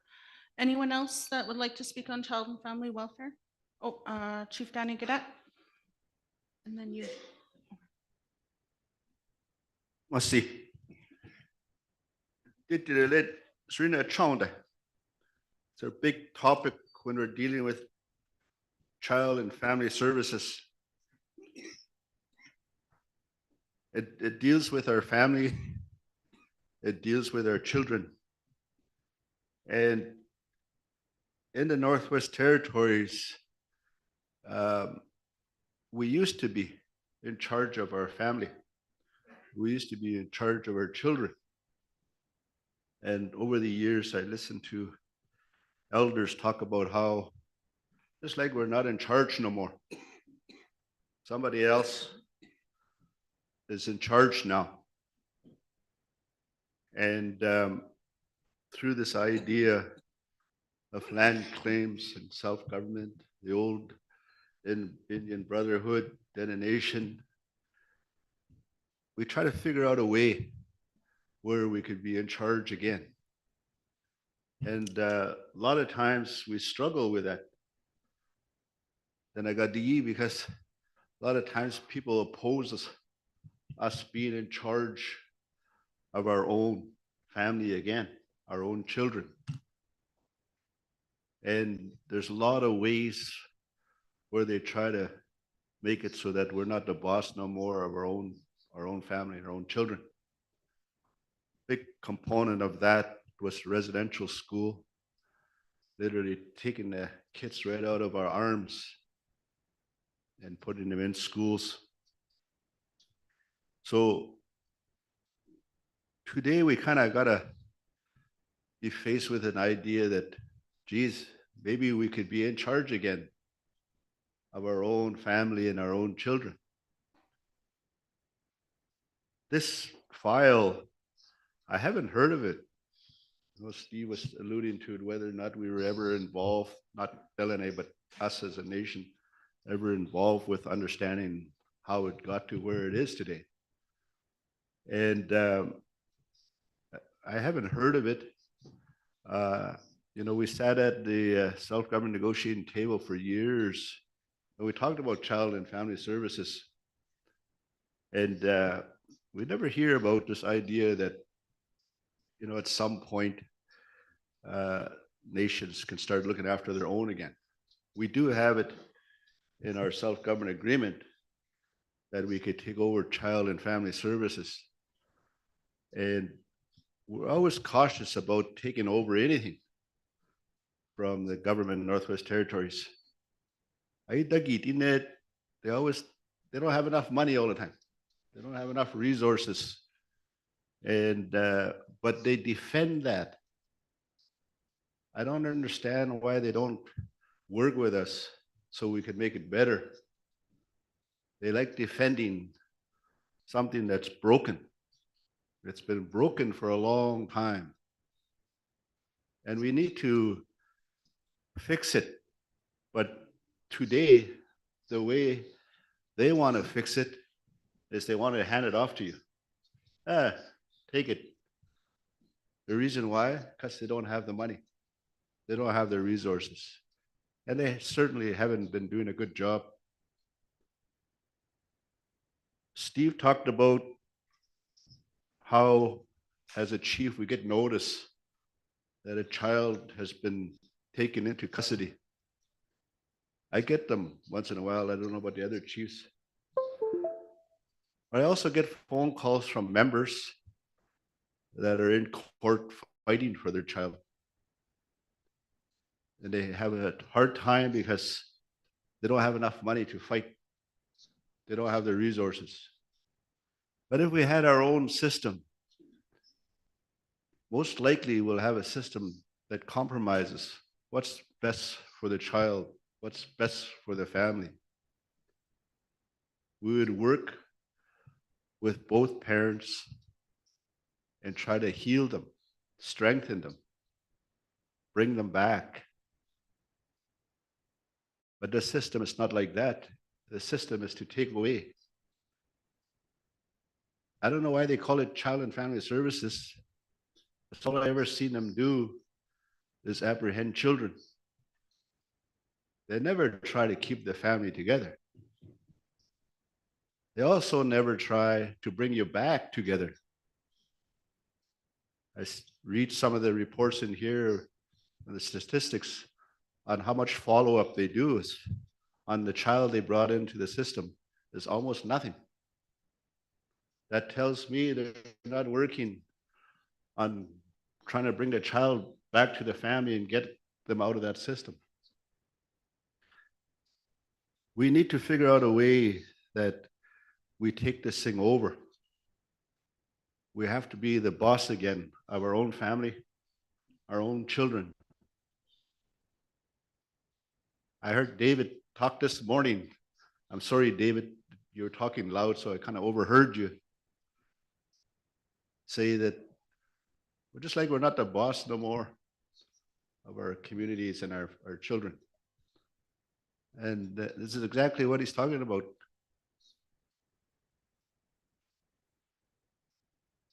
We could, in our agreement, negotiate taking over child and family services, but it's a lot of work, a lot of effort.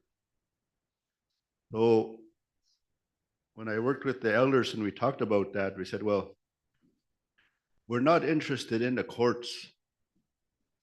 We're not interested in the social system that's there. We're not interested in the police. And the reason we said that is that when we become self-governing, we're going to try to strengthen our house.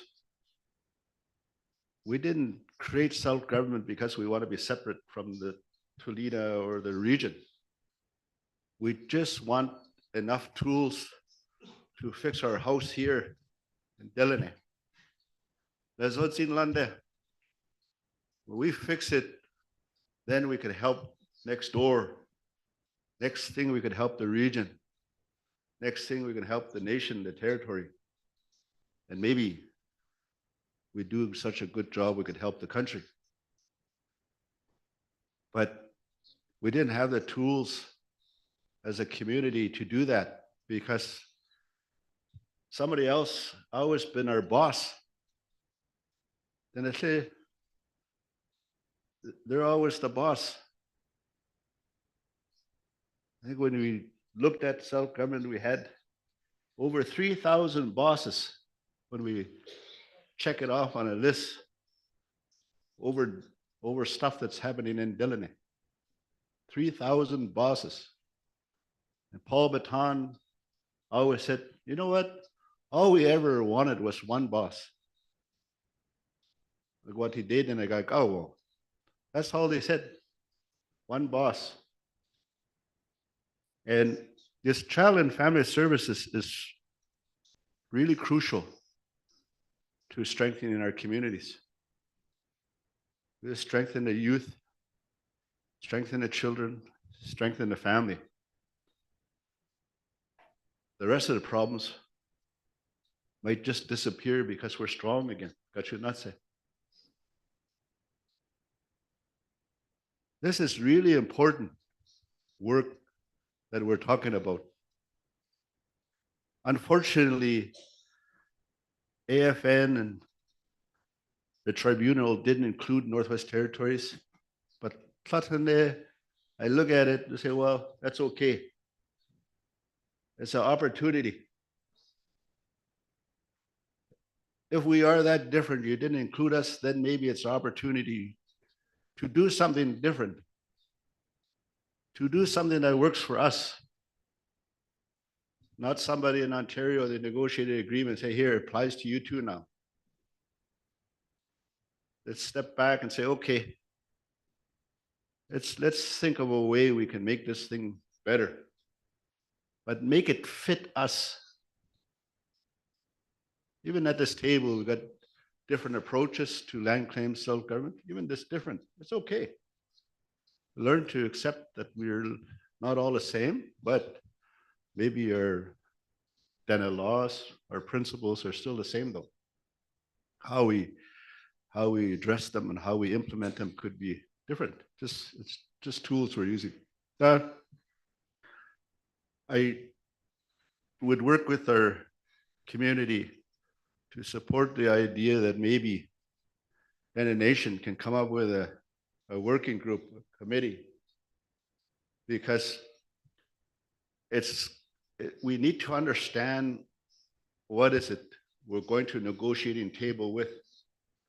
We need a mandate as to making sure that all the regions, their wishes as to how Child and Family Services is going to operate in the North is going to be met. And we have to give that to our team. But just to do that, we need a serious group of people that are going to sit around a table and hammer out what a document might look like. And the reason I say that, it'll save a lot of the discussion.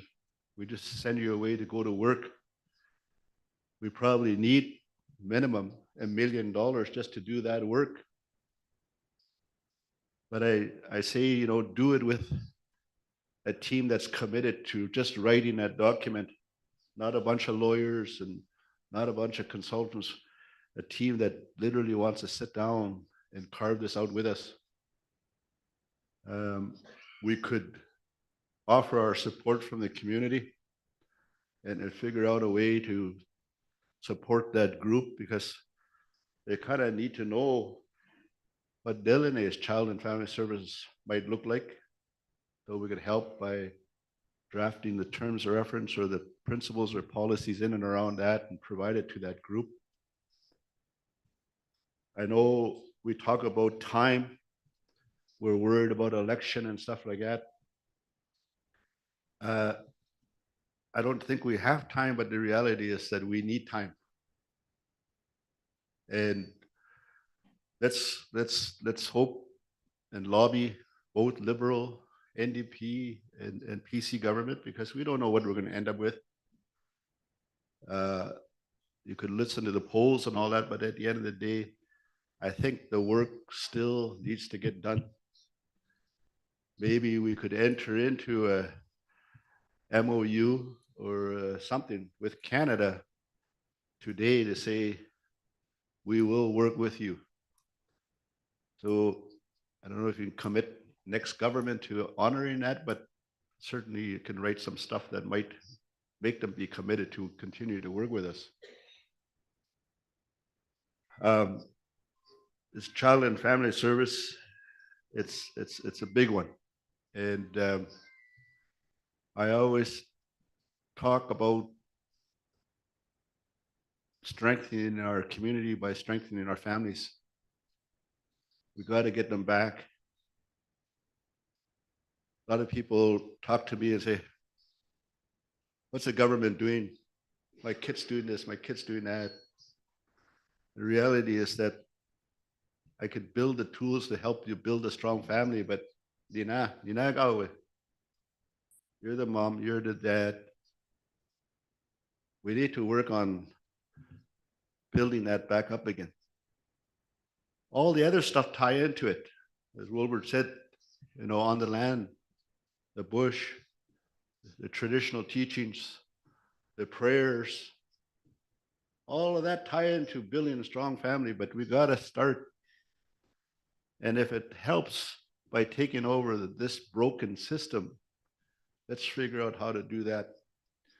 With Canada, it sounds like they got money there already to do the reform. Reformle, if it's broken, we can give you money to fix it, Gidi.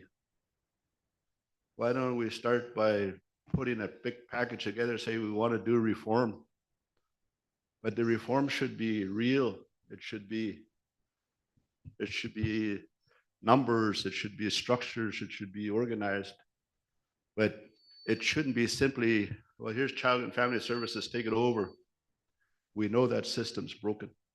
So I think the reform part is probably easy, but it'll help us, start working on our documents and our papers to set up a position. And then on top of that, there's the other issue of compensation. Apparently we have to go to court for compensation. That's what I hear. Unless Canada says, okay, we agree that you should get compensation. You could always try to negotiate that first, but if they say no, we could go back and say, well, we'll take you to court. I know Liz wasn't feeling well, she had to go, but if we ever get to education today or tomorrow and she's not around, I'll talk to education, but I'd like to talk to education in the same context I'm talking about child and family services, because it's the treaties that give us the power under education that we have to take back. And that'll be another fight, another battle, but in the end, I know these are good ones to have, because you could actually literally see the light at the end of the tunnel. Masi.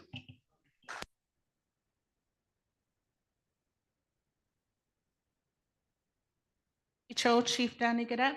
I'll now go with Elder JC, Council Member Massey. Marcy Salatin, thank you. Also want to thank Steve for the report. Yeah, it's a big challenge. I guess the way that Danny's talking about it, it's going to be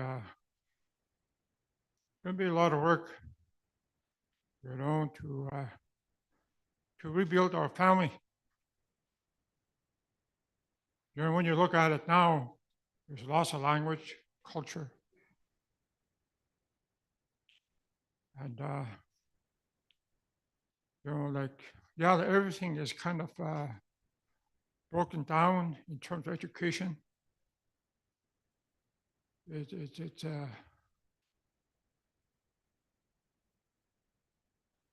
like I like to look at it the way Dan is talking about it.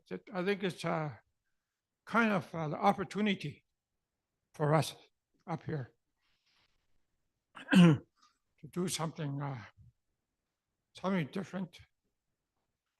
But the way that Steve was talking about it, I think that's really important.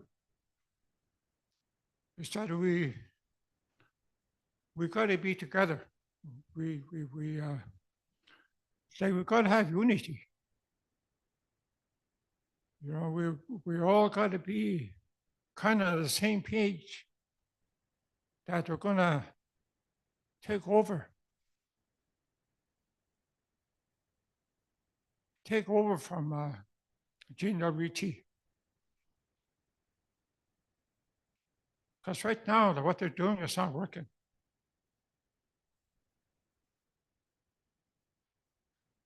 It doesn't seem like they want to let go either. They want to continue doing what they're doing. And you know, we're the only ones that can put a stop to it. I think there was a time back home when we did that, like we took over at the Wellness Center, and it was going okay for a while, but that's only for counseling. But this one here, I think it goes a little bit further. We're talking about social services.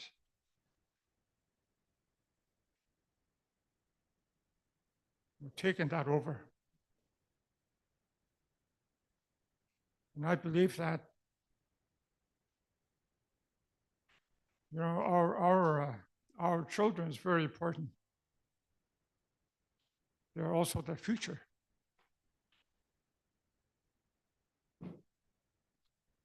Like even around this table here, you know, as leaders, like we're aging out. You know, we need to get, you know, young people involved. Some of the young people right now, they're well educated,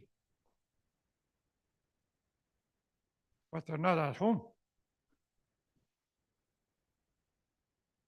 They're the ones that have been taken away. They know how that system works, but they didn't make it home yet.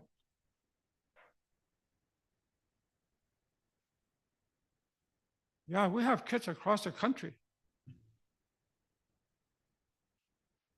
you know, that didn't make it home yet. They probably have families, have grandchildren.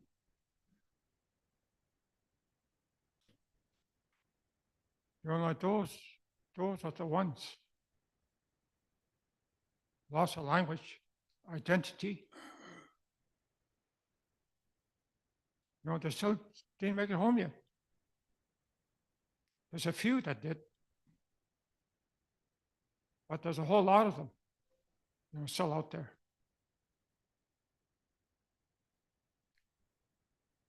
So that's what happened. And I think it's got to start from our community. You know, we had one attempt. We had it for a while. And now, like, I think, you know, it's like it's time to do it again.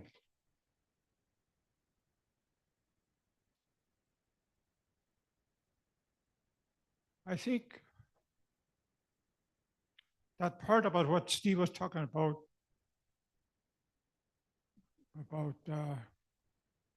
treating people, that there's funding there, there's public funding there that can be used.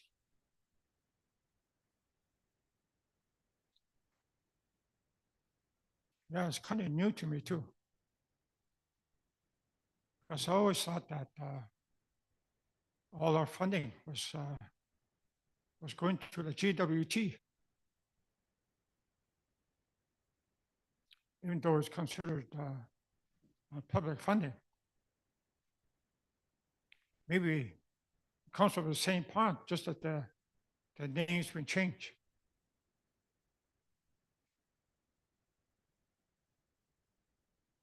Yeah, so I think, for us, I think the important thing is that we have to, we have to unite to do like what we're going to do.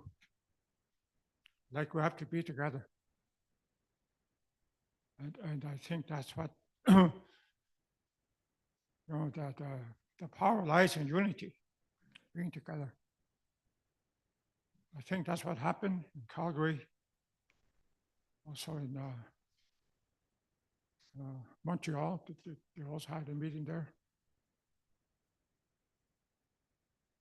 So I think it kind of puts us in a pretty unique position, because up here, we've got the 5 nations, Dene Nation.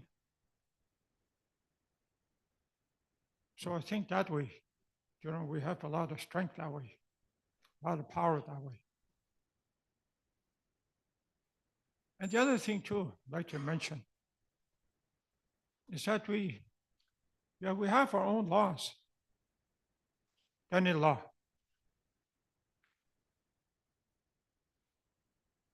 Yeah, we were in control for a while.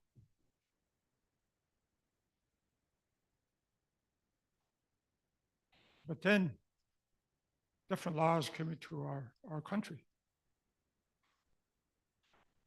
And we started to go that way. Sometimes by force, that we were forced. But at the same time, over time, we realize that the treaty that we have is really powerful.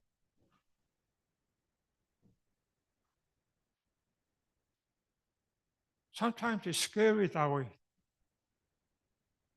to think that we are that powerful.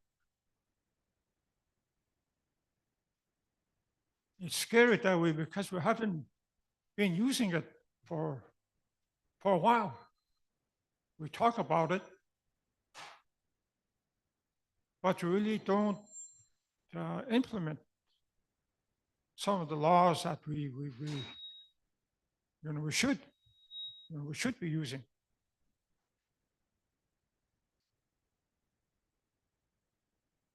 So I think that part is also very important.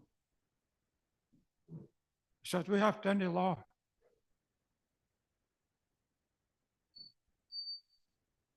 And we have to start using it. We also have to use our language to use it, to understand it.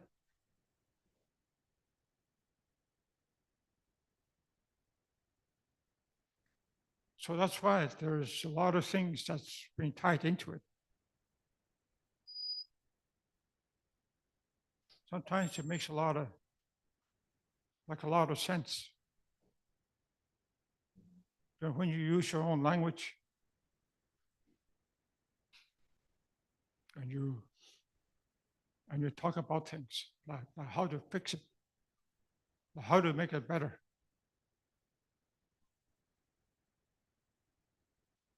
So I think the real challenge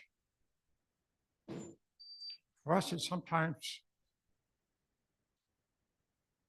like our own weakness, within ourselves. We also have to better ourselves, make ourselves strong. And that's why being out on the land is so important. Because that's where our strength lies. just being out there.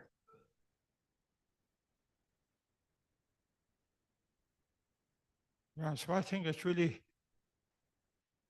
really important that the tools that our ancestors, forefathers left for us, like it's still there. It's always going to be there all the time. It doesn't matter. Even though sometimes we think it's lost, but it's still there. It'll come back to you. It'll come back to us.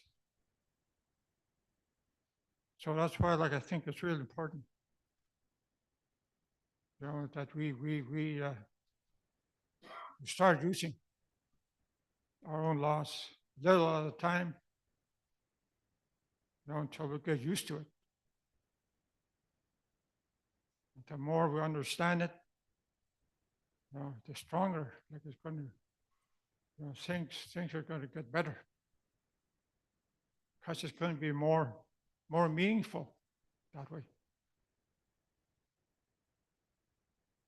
So, so I think yeah, I just want to mention once more that we have this opportunity, to take over, and that we should go for it.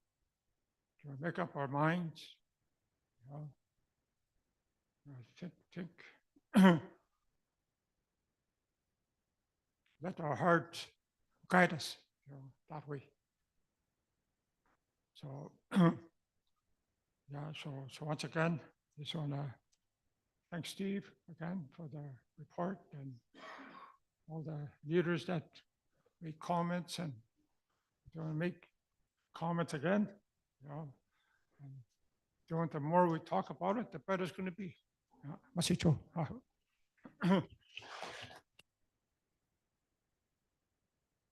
See Elder JC. I'll now move it over to Grand Chief Herb Norwegian.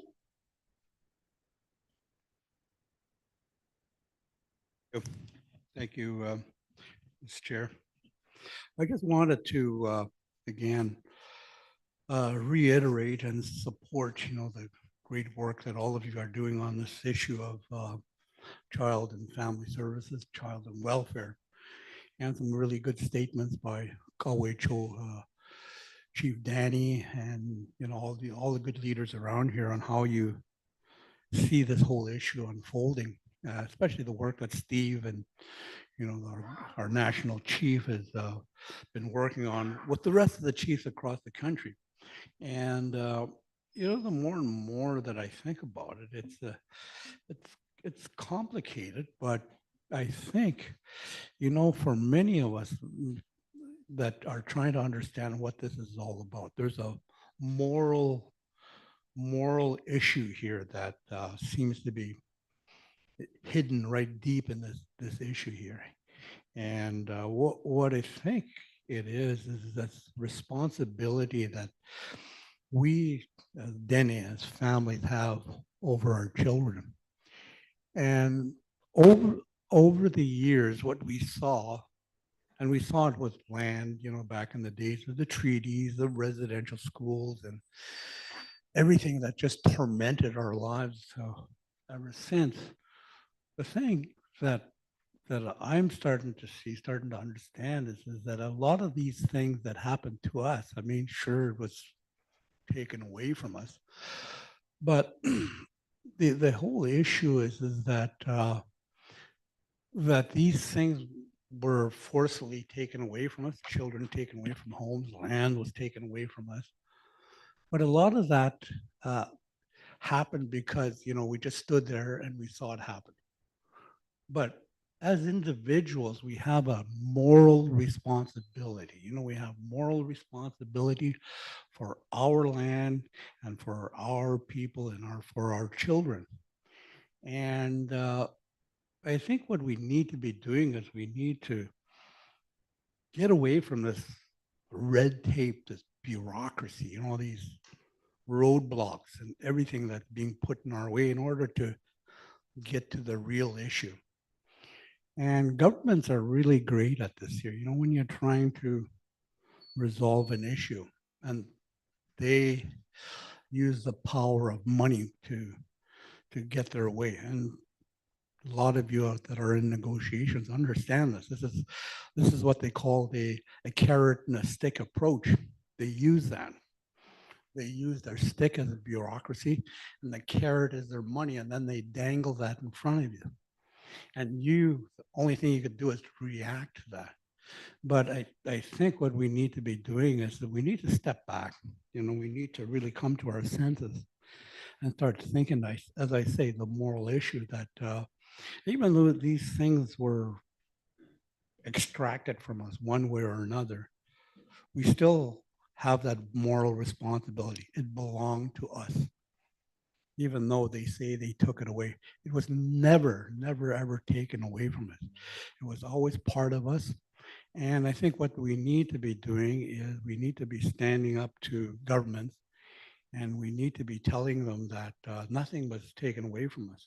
It is your responsibility to actually return that back to our people. I mean, sure, you might have money to do that, but the responsibility that you have is to return it back to the people in its original state. And this is where the whole thing of reconciliation really comes into mind, because when you talk about reconciliation, many of us don't understand what that means. The simple meaning for reconciliation is to return it back to its original state, put it back to how it was. This child and welfare issue is no different. And so I think what they need to be doing, and the negotiators, Steve and George and yourself, you need to really go out and hit these guys really hard. And you need to tell them that it belongs to us. Even though you may think that you've taken it away from us, it still belongs to us. We never really relinquished it. We never really gave it up to you. And so what you need to be doing in spirit of reconciliation, you need to return it. And our people will do that. This is what we want, and we've done it through negotiations for land claim, but this is not a negotiations issue. This is a moral issue. It's a family issue, and it's about people. And I think, the more and more that you try to understand that, you try to grapple with that issue, I think the solution, the answers are there. You just need to figure out on how to get around that. Quit responding and, in a negative way with negative energy. You need to get in there and get right to the core of the issue. And I think only then you'll be able to get some solutions. And the Dene have been great at that. We're really good at coming to our senses and providing that solid kind of initiative to the rest of Canada. We've done this before, and the spirit is here. The spirit is in all of you. We can do it. So I'm just encouraging that the good work that all of you are doing, Steve, George, all of you that are doing it, to continue just to stand firm on this and let them know that what you've done to us is damaging. But at the same time, we know what has happened. And so now what we need to be doing is we need to start bringing our babies home. That's what this is all about. And I think once you start thinking like that, then I think you don't have to worry about the smoke screen, the bureaucracy and everything else. You just need to talk to them firm and be solid, be Dene. And I think then you'd be able to come out with some solutions. So again, I just wanted to, reaffirm and support all the work that you guys are doing. And I hope that, we come forward and really hit these guys really hard. So I'm thinking that the Dene Nation is probably in a good position to provide good, solid leadership. It's there. It's just a matter of you taking it. And I think you're on the right track. So again, I just wanted to thank you for that. Masicho.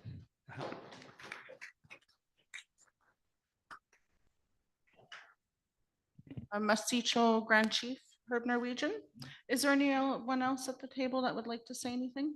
Okay, go ahead, Chief. Oh, All right, thank you all there. Just like to start by saying thank you for everybody from their comments there. Just like to thank Danny there. You know, when you speak there, it seems to really elevate my thinking there, and we think on a different level. Because yeah, GNWT is failing us. They're failing us at health, housing, education, infrastructure, and of course they would just want to slap that off to us there because it is a broken system.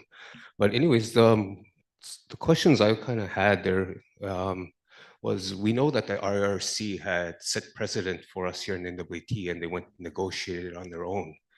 One of the first questions is, does that exclude them from the FSA, the final settlement agreement? And also, is there any blocks or anything from regions, say like the Techo, that doesn't have a land claims? And can they negotiate on their own without a land claims? So that's one of the questions that I have. And also the second sort of question that I have regarding the final settlement agreement, it's set at 13.7 billion. And obviously we didn't have a say in it, how it's going to be distributed. But one of the things that, so we know that's the limit for that. But under the CHRT, the Canadian Human Rights Tribunal 41, they ordered Canada that they have to fund for infrastructure things in terms of child welfare. But what is the cap on that? Is there any limit there? Is there a budget within that? Because one of the reasons I asked, it was when we were in Calgary, I was speaking to a chief and he said that under that CHRT order, that for the programs and the things that they had planned, it was all go ahead, like they were going to get the money from Canada. But then if they settled with the FSA, the final settlement agreement at 13.7 billion, they only get a certain amount. So for what they had planned, the infrastructure that they were going to do, that wasn't enough money. And like I said, so that's probably one of the reasons why that the final settlement agreement was turned down by the chiefs in Calgary, was we didn't have a say in how that money is allocated. So the question is, we know that it's set at 13.7 billion, but under the CHRT 41, what is the limit there? Like, what is the budget there? Is there any sort of budget there? And that's just what I was just kind of wondering there, because I think that's what we're still currently under right now, because, well, we didn't sign that settlement agreement, right? So that was my sort of two questions, right? If you can help clarify that a little bit there, Steve. Thanks.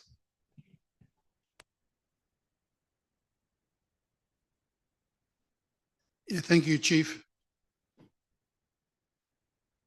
The New Valuit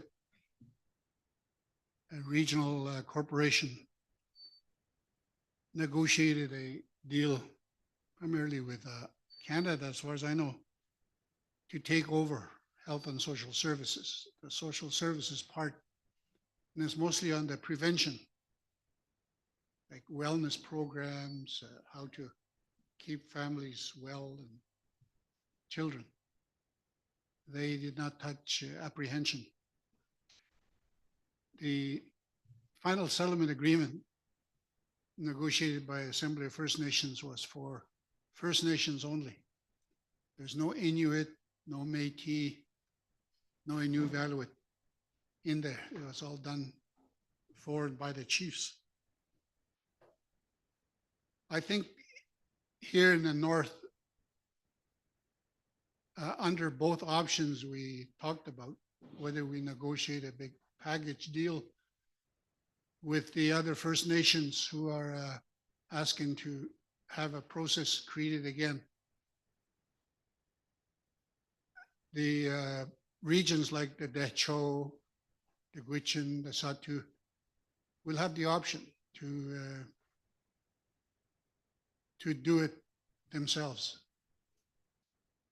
And as the same with communities, individual communities, because each chief is kind of, you would say, sovereign, the head of their own people. So if the chief decided we're going to negotiate our own arrangement under a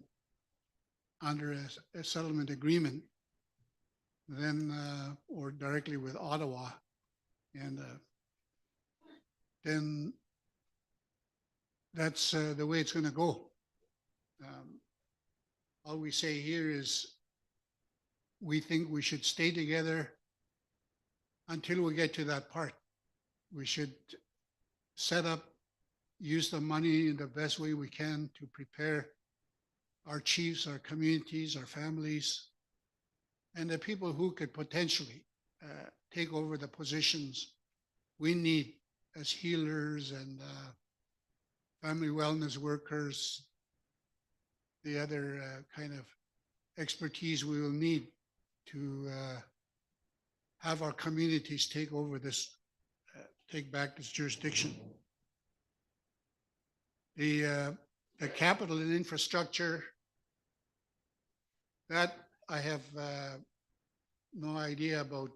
So I guess we can look at what we have, and once we know the right answer to it, Chief will make sure we send it to you, and we'll send a copy to each chief so they know we left the question unanswered and you're getting a response. So that's what I would do.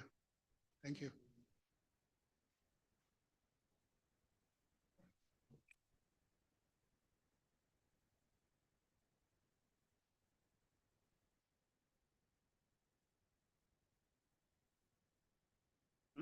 Must see Stephen, Chief from Cova Lake. Yazı fakat aslında Masti Stephen tenaga bekalın tekti why bek alayet tanhan nazo tara di witina kanazo ay territorial government kutinike uti public government ahite tiani ya kiga alaya takazo hanta kuno zo tiani we raka we raka ko wende lihidi yitila tak tena poko wurika ta tine kuka kodede winal kanazo akani be bagwa tarata de yitina suruna te tutsa raka kungo raka nana go takin tena gata yeri tula tui ay kuga ko wale yilla yak uti adaga ko nishu akan tani ye halaka wa tutan gore kini wawak ye kata rago kidulle ga kusuk kuga kudi ya kuchane ye hani kuga rakini justa ko teni hilne ye justa ko tena kintalek kata jutan ko ta kinta ye tena kinlega ga go itine tu contact government ka tasi kala ke atana kusho goditien supa hisna ko ke weni i tutara kene i tutana ga tara ke tutana kinle rakine tula karala sayata ga ako eliana sila ta ko ke no ta agani tutane tena para ka de gulia tu kono doya kiriya ga go i hala ke ya te tutana ka takude kene ye go toin nana ke gu ya kiriya ta ke de ke su ye la kokini wan su so ti hal ko ke ti to ti ke tieni so tu ke ni wani kuzele ke yinji kan tani yuko to de ko kidi wani tam mu la kan ta ko gare ko ke wani yera yana we ko tele government territorial government aka chutara kids de alla ya tanda na zo de uti iditini rasti kala yusta ni una su pagara da gusho koditi kota kuko weni rakini tene pego tene li gare ko tene wana la koditi la ga sana ko kuna zo ya kiri ya go yi kago tene echuko ga motion ke sinek ne sure la kuna zo ko le de uya tani ko kaya da pagona trata de yi tene na motion hai de la jura que con la don reconjuga y que usted que tiwa y son de haki de tila soni y canta tutto na haki de tila de la kakure de yana ya tila go shora de y te con tene que el so de tara que de tila ni y como tene ya tila y kao que tene yana y residential school was وتي تنهدي كونغو كده شغلي لكن تنوع هيتلي ياتيني كوكاني كنا زورا كوري ونا كنا تخارا خارا شوتا تنهيلي دولا إياه كنا زورا كولي غو أي كارا شو كادو سينا ماسي ستيفن وكا الله يتوشي ماسي نولي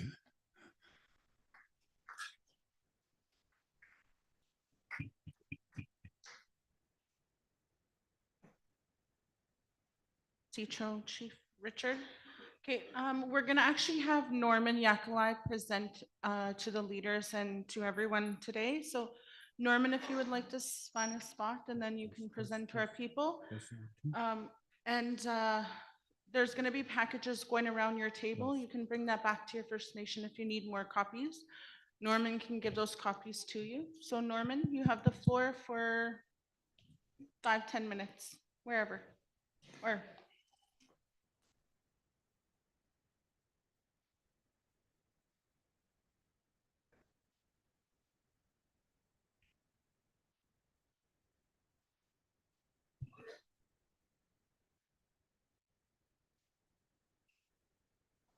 after Norman's presentation, we have Tyler Dempsey from Dene Nation that will present to you as well. He is on Zoom.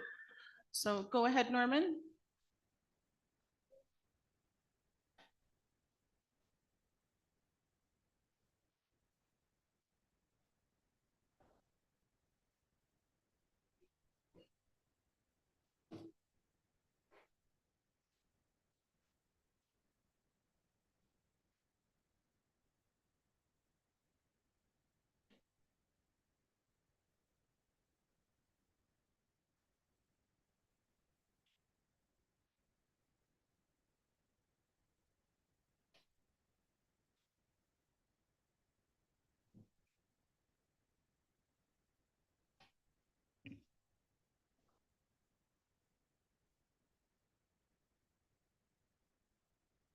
Must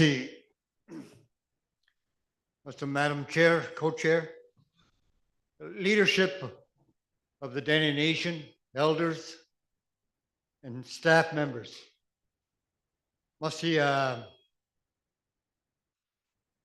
Deline community, Chief Danny Cadet, and the elders looking after us. And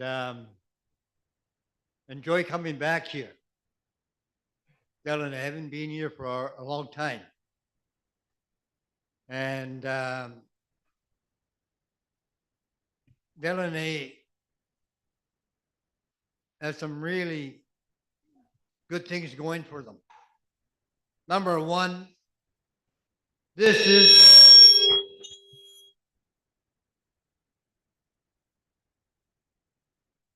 I burned it out, I think.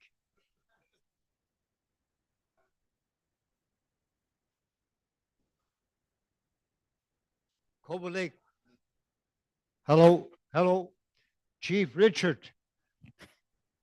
So Deline is the birthplace of ice hockey in Canada. That has taken off some recognition. And some of that history isn't taken lightly by the Canadians in the South. They can't believe that a small Dene community could be the birthplace of ice hockey in Canada. And so I want to congratulate them. Continue pushing. The other part of this community is a self-government community. Not an easy task to take on. Meaning that there's the federal government, the territorial government, and Deline government, and also the Clean Show government that's recognized. And so Deline is their own government. Beyond our wildest dream we ever thought will happen.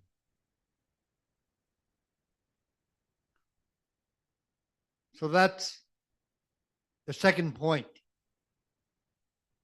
The third point I was thinking about that in Deline, they had some special people known as prophets here that passed on their message to my friend here, cousin, chief, Alfred and Charlie, the elders and old people. They passed the message on. The young people want to know what's going on in this land. Kind of scared. People all over Dene is going on, is going to say what's happening, what's going on in our land.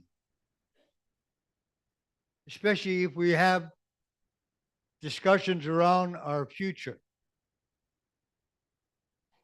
And our future means right now with our children. And I heard it before that we're losing elders faster and faster. So, what does this all have to do with the Child and Welfare Settlement Agreement you're talking about? It has everything to do about it. I work for Deloitte out of Calgary. I'm going to talk about the First Nation Family and Child Settlement Agreement that was signed, approved. And the part that I'm working on is the compensation for First Nation families and children. The agreement was signed. We have a compensation deal. It's 238 pages. I was going to do my 10-minute presentation. The compensation that was signed and approved and settled. They're going to launch the first phase of that on March 10th, 2025. If you were removed from your home or your family as a child, and also for the child's family on reserves or in the Yukon. It doesn't state the Northwest Territories. And I'm here to listen to you. I'll bring it back to class council in Deloitte, and they will give a response to you why the Northwest Territories was left out of the removed child and child family class action. The only 2 points that I want to make in that class action, the reserves We have two reserves, Hatladochi Reserve in Hay River and Fort Smith. They may fall under that class. All the other communities in the north, Naudi.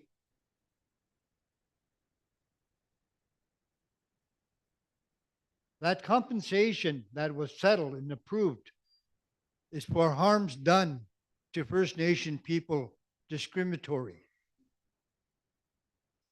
The discriminatory against First Nation, underfunded, and they're taking their children out and putting them somewhere else. That's the compensation is there. And you got posters going around. Did you feel that you're eligible, that your people or your family was affected, you can call them 1-833-852-0755. Remember that in your head. I had to think about that for a month. Get the right number. But they're willing to talk to you, for your family members, about the compensation. There's a second compensation coming out. Not yet. They're just doing a pilot project. It's called the Jordan's Principles. That one they said the North is going to be really impacted. From April 1st, 1991 to March 31st, 2022, Jordan Principles is April 1st, 1991 to November or December 2017. It's quite complicated. And like I said, this settlement agreement on the compensation is 238 pages. But I want to say that the government has acknowledged that they have done wrong. They underfunded the people, discriminatory, narrow interpretation of Jordan's Principles. They acknowledge it.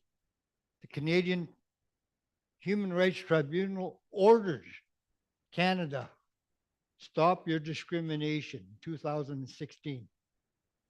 Even the Canadian Human Rights Tribunal ordered Canada that you're discriminating against First Nation people. The government still didn't do anything for a couple of years. The only other issue that maybe some other side discussion would be the terrible injustice that this federal government and territorial government did. And so we might want to have some other discussions, but I can't say. All I can say is what's in the agreement. I'm a Deloitte liaison worker. It's this table that could move some things. I cannot give you my opinion or suggested advice. I'm a Deloitte liaison worker, helping you and helping your people seek compensation. And if you are eligible and you can get compensation from this settlement, the minimum that you'll get if you are eligible is $40,000. And for all your family members, if they've taken you out of your home and put you somewhere else. It is about healing because your family now are coming back together. It is about healing our family. It's about recognition of your family and your rights and the injustice that happened to Indigenous people across Canada in the Northwest Territories. It's recognition, and it's about justice.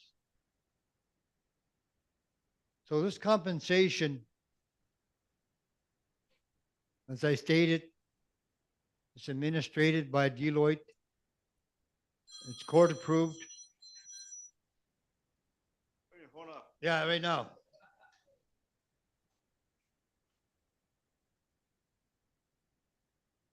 Yeah, I told him not to call me by this time. Anyhow, so I just wanted to say that with the leadership, if you do need some time from your communities for me to come in through the Zoom or in person, go through the compensation with you. Maybe suggest a territorial conference on the whole compensation package. What people may expect and may not expect.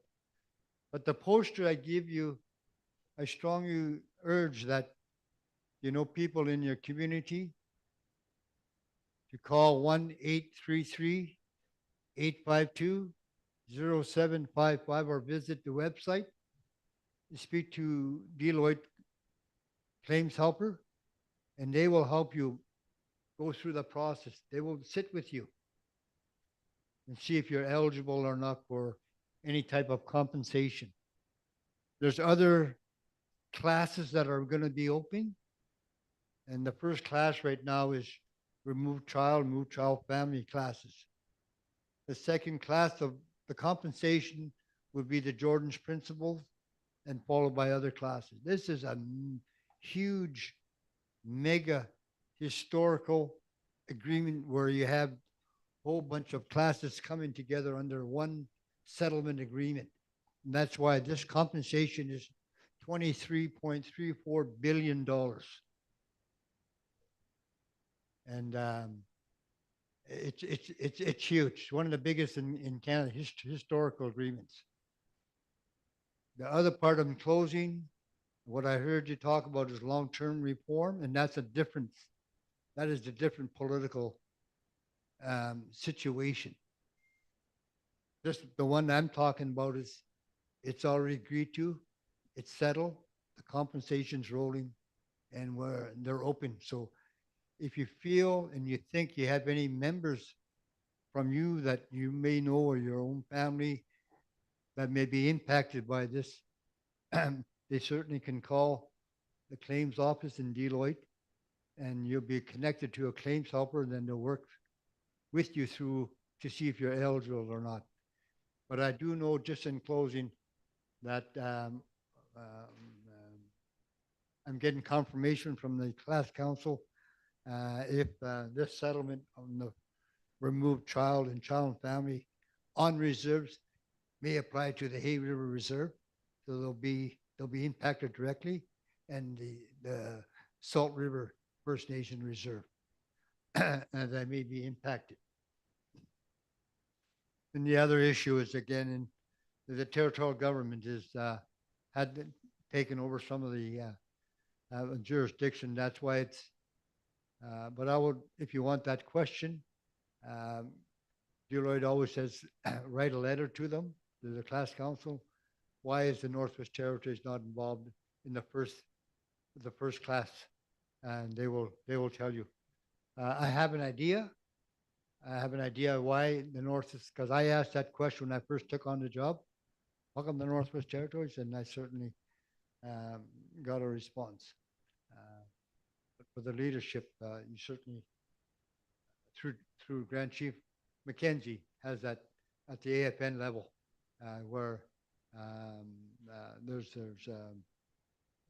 higher pay levels than me to explain that to you. So other than that, Madam Chair, act now, apply if you feel that you're eligible. There's a website there, there's a phone number there, and flood those calls to see if you're eligible for this piece of compensation that's out there. Masicho.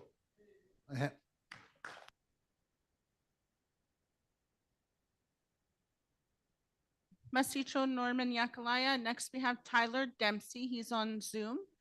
Tyler, if you want to go ahead. Just give me a second, Tyler.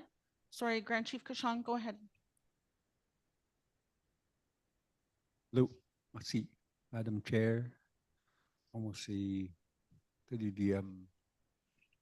want to make a comment on things that are presented. Norman, I think you should be listening to this. When we always talk about compensation, I think we should heal our people first before we even give them compensation.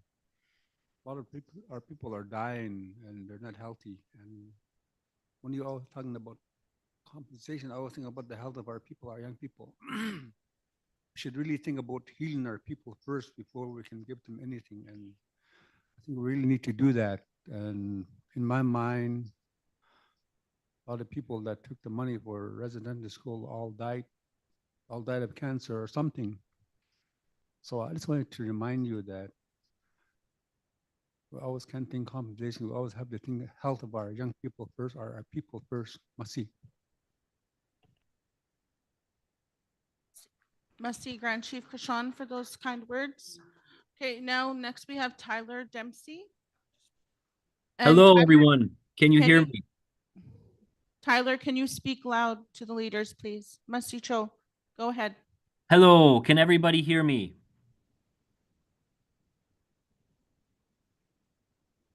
Yes, we can hear you. Okay. All right. So first of all, thank you, everyone, for your comments, and to the other presenters. I think there's been a lot of really valuable information shared and summarized. So I'm just going to touch on a few additional items.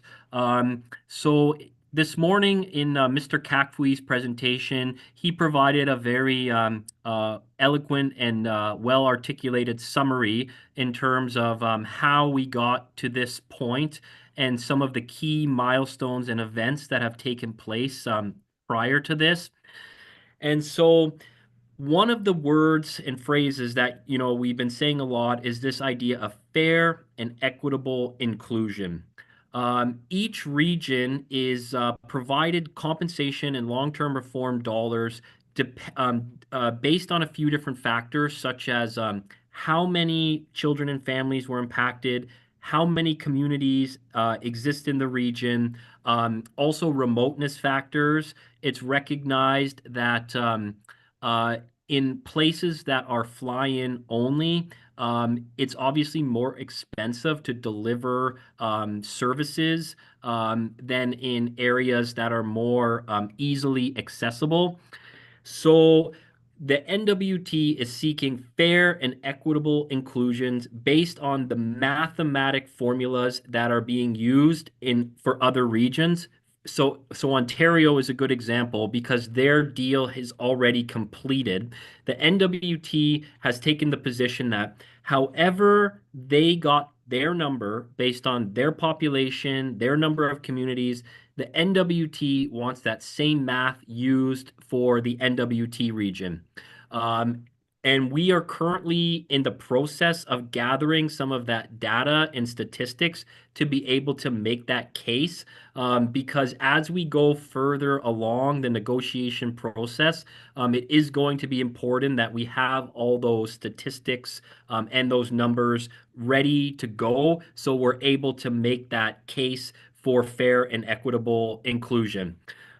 As also has been touched upon before, a major goal currently working with we call it the coalition, but BC, Saskatchewan, Yukon, New Brunswick, Quebec, Labrador, and the NWT have been working closely together at the Assembly of First Nations level to kind of use our collective voice to advance some of these issues. So Dene National Chief Mackenzie and this coalition has been very effective at being able to pass resolutions at the AFN Executive Committee level because together the coalition holds the majority of votes on that committee. So part of that, the goal of this committee currently is to try to get Canada back to the negotiation table in good faith to avoid litigation. If Canada refuses to have these negotiations, there is a good case that can be made to engage in a legal lawsuit to force this negotiation to resume. But a lot of the experts on the committee have said that's going to take a lot longer and create more uncertainty as opposed to just trying to get Canada back to the table. Also, it's been said by experts that when Canada released the $47.8 billion, when they released that number, they are kind of bound to that now because a lot of work had gone into formulating that number, and so it's very difficult for Canada to back off of that now that that baseline has been established. So it is the hope of the NCCC, the National Chiefs Committee on the Chiefs Commission on Children, that the 47.8 is going to be the baseline. So hopefully that number can go up a little bit, but it shouldn't go down at all because it's already kind of been established, including by the negotiators and legal team of Canada, that is the ballpark fair number that needs to be allocated to different regions. So some of the issues that came up with some of the resolutions that were passed at the AFN, and some of the reasons why the original deal was not accepted by the Chiefs in Assembly, is one of the biggest ones was when it comes to long-term reform, it was the belief of the regions that there needed to be more money because long-term reform is going to position First Nations as being responsible for the delivery of many aspects of child and family services in their regions and their communities. And that's going to take proper money and resources to make sure that the system can be improved and that the necessary actions can be taken. So, for example, at the AFN, there was one lady from Saskatchewan who made a statement and said, you know, her community has only 200 people. They are very, very remote. They're very far away from any major access points where there's a lot of services.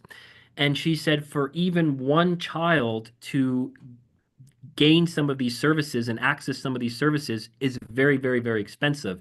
And based on the previous agreement, her community would have been given only $1 million a year to fulfill these. So as she was saying, that's kind of letting Canada off the hook a little bit because these numbers are going to keep going up. It's going to keep getting more and more expensive. So there has to be enough money to make sure that these children can be properly taken care of in terms of long-term Tyler? reform. Yes. Tyler, sorry about that. It's April here. We're tight on time right now and no one hasn't had a break yet. And I think the people already spoke with Steve and explained all that situation that you're explaining. So can I stop you there until we gather together and take our break? Sure. Yes. Sounds Thank you, good. Tyler. Thank you. Yeah. Thank you, Tyler. Merci trop. To everyone that's here, we're going to take a 15-minute break. There's snacks and fresh coffee, tea. Please take a break and we'll gather together again in 15 minutes. Merci trop.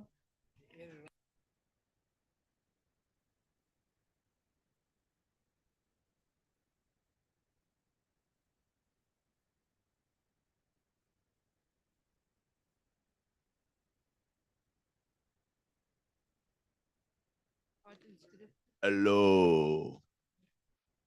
This lady here, Diane, works for Deline in the government. She's selling some raffle tickets. We're raising money for the hand games. It's a quad and skidoo. So you could buy a ticket. There's only 1,200 tickets at $20 a ticket, $200 a book. You might win a $10,000 machine. Okay, so Diane's here. Look over there, that guy wants skidoo already.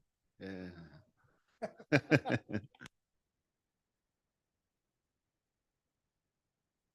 Okay, 15-minute break and tickets are going around for sale. So please stretch and go speak to some, there's snacks in the back and take your break.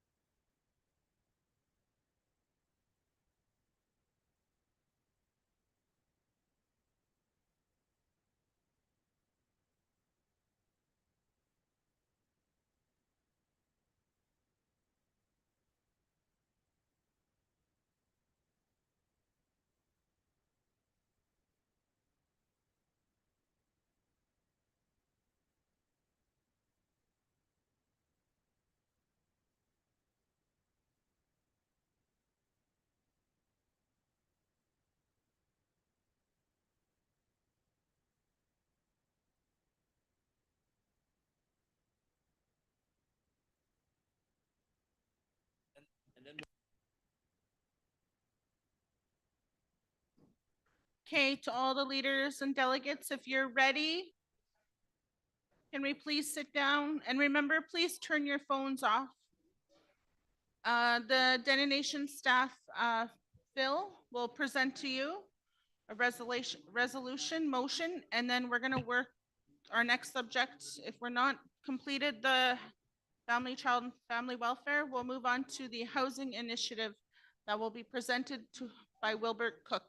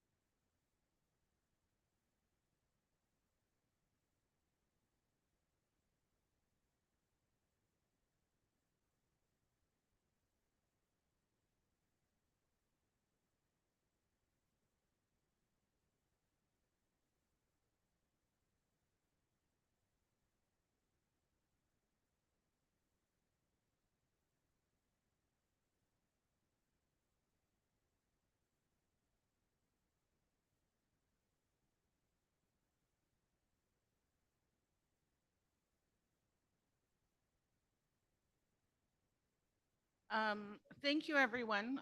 Thank you, Tyler, and I'm sorry we had to cut you off there from the Zoom call, but I want to thank you for bringing your suggestions and the information to the people. Next, we're going to have Phil. He's the CEO of Dene Nation. He's going to present to you on the child and family welfare, on the working group, and the next process and steps moving forward. And if you want to go ahead, Phil.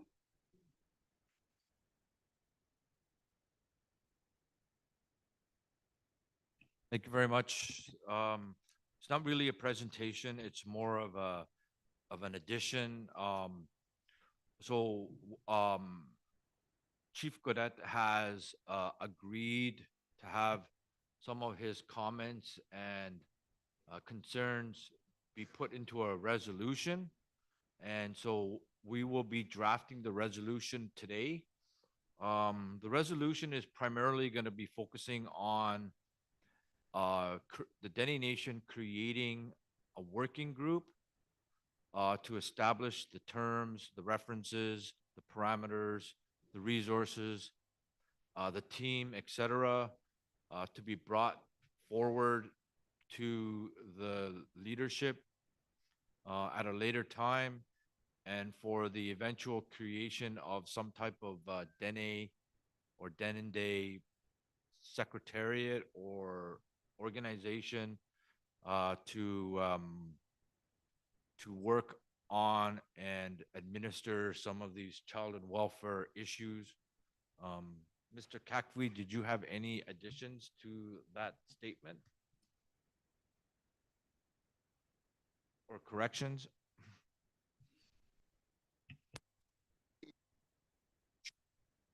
Confirm support of the chief the work done to date.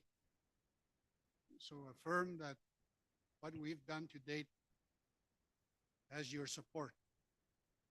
And the second part of it would deal with going forward from here. We can continue working the way we have, but I think we need to take Chief Dene Cadet's suggestion of setting up some sort of a body or entity that would start to assume responsibility and duty for going forward. If the Dene Nation gets money for the preparatory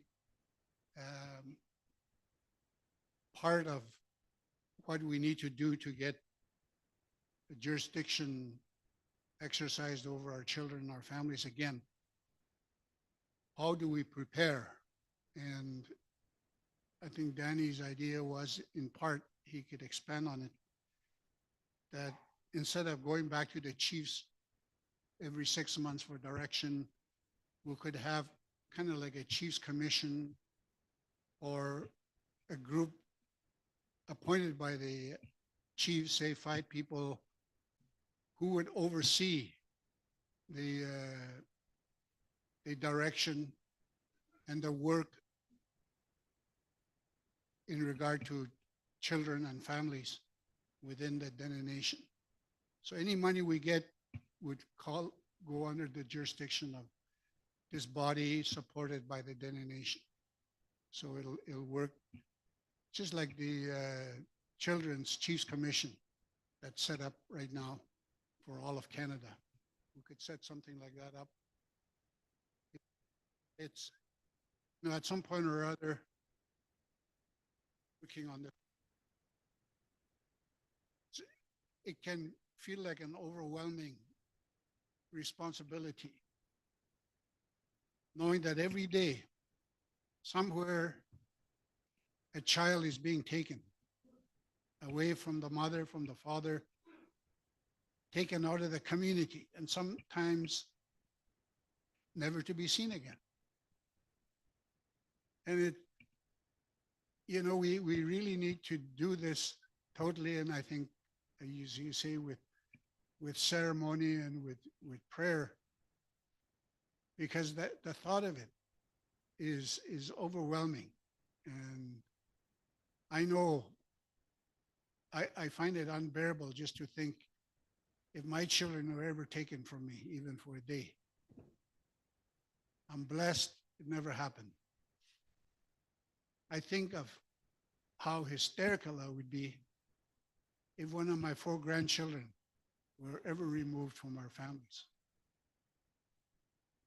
And yet every day somebody in our communities is going through that. And we need to move together. It shouldn't be just a few of us working on it. I like the idea of getting more people involved to help with the shouldering the responsibility, I guess, and trying to keep our step light as we go forward. So I think we're on the right track. More expertise, more women involved with the work, I think is going to be an added blessing in my view. So we could set something up in general and then develop the terms of reference as we go, maybe in the next couple of months.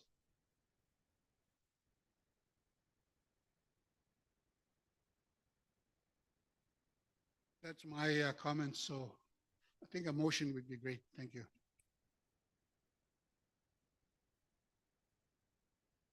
So the information.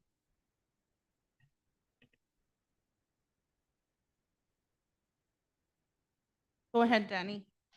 You're going to draft a motion for tomorrow, eh? Okay. I'll just make some quick comments, not too much. I, I think it's really important that we do have a group. Some of it will probably be technical staff working with a committee, sort of start putting things on paper for us. And some of us have resources, to do work and this type of work. Some of us don't. We're all in different boats, and if we work together, uh, put everybody in the same boat, we're all talking the same language. How it looks in your community or region might be different. And Steve's suggestion about having sort of a committee of chiefs, maybe one from each region, will help too. So you have a regular committee that does the work, and then you have committees of chiefs to sort of bounce the work off. There's somebody you can phone and say, what do you guys think about this? And I think that's important too, so we can try to keep the work moving fast. The reform stuff of this, they've already told us when we were in Calgary that there's money there for the north. We just gotta access it. But I would think that we need to put some paperwork together to go get it, right? So that's what I'm saying is we need to put this group together so they can do that legwork for us. And of course, the chiefs will approve it at the end of the day, but that reform money is there already. The Nuvialuit done well accessing it. They've got 500 million, and theirs is not even, it's not even the system. Like they're not even, they haven't taken over the system. They're building their own, and they're calling it prevention, a prevention system. Not going to get into child and family services. We're going to help you before you get there. That's prevention. And so you never enter the system. And for me, that's probably the best place to start. And I was just talking with Steve. I said, although let's say we build prevention system, that 500 million that the New Bielo got was for that. The other system will still be there, as broken as it is. Then we could start working on figuring out a way we could fix that and how we can be involved in that system so that it works with whatever we build. It recognizes what we've built, but it also listens to what we own, what we're doing. So I think we're on the right track, and Phil, they're writing up that motion. So if that sounds okay, it's going to be in the context of that. And let's go get some money to get to work. Masi.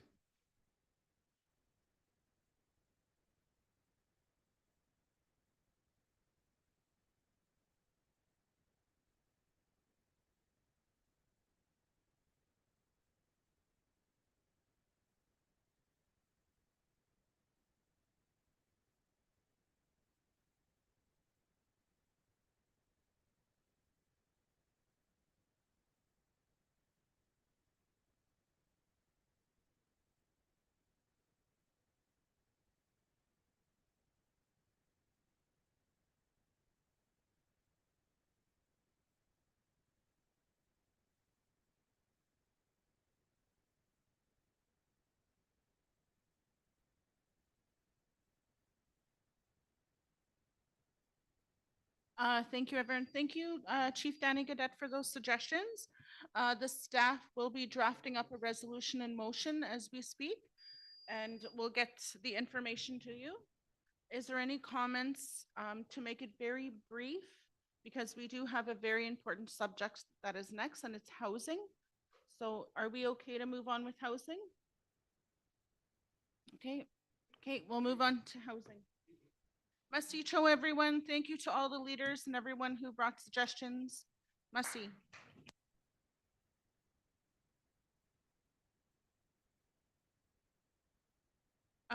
Thank you, everyone, for those suggestions, and thank you, Chief Danny Gadet. Next, we have housing for the Dene Nation housing, and we have Wilbert. Wilbert Cook will be the technician who will present to you on the housing initiatives in the Northwest Territories for Dene Nation. I'm going to be helping Wilbert with the presentation, so I'm going to have Dolphus take over as the chair while we're doing the presentation for housing. Merci, Cho.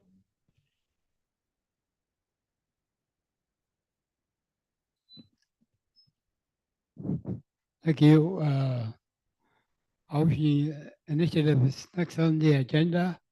And so go ahead and make your presentation.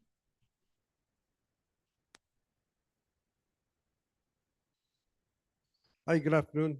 Thank you for giving me this opportunity to make a short presentation and open the floor up for discussion on this really important matter, because housing affects each and every one of us. We all are very familiar with people who suffer from the inadequacy of housing programs in the Northwest Territories, affecting Dene, of course. There are so many different aspects to this dilemma that I don't know where to start in no particular order.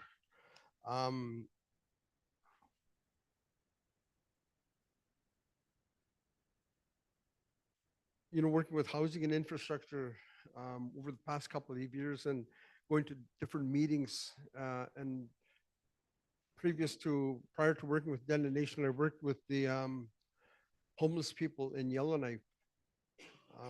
And that's where, to be quite honest, that's where my heart really, that's where my heart is, for the people who are suffering with homelessness, housing issues, et cetera, et cetera. We all know that the quality and supply and affordability of housing for First Nations people is it's just horrible in the north. Not only in the north, but all over Canada, which affects Indigenous people. We are all affected by it. So what I wanted to come here and talk about a bit is a few years ago we had some surveys done.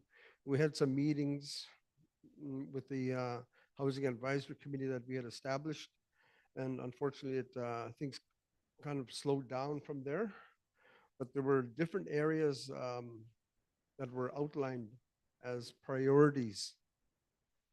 One of them was different housing options. The government has to align their plans with the north, with the people. The communities needed more training. They needed the input on housing designs. They needed somebody or entities, organizations to advocate on their behalf. Gosh, there's so many different places to start to touch on. You going back to our treaty rights, although housing is not explicitly outlined in the treaties as a right, it has been identified as a human right under the National Housing Strategy Act. Under international law, housing right, there is such thing as a housing as a fundamental human right.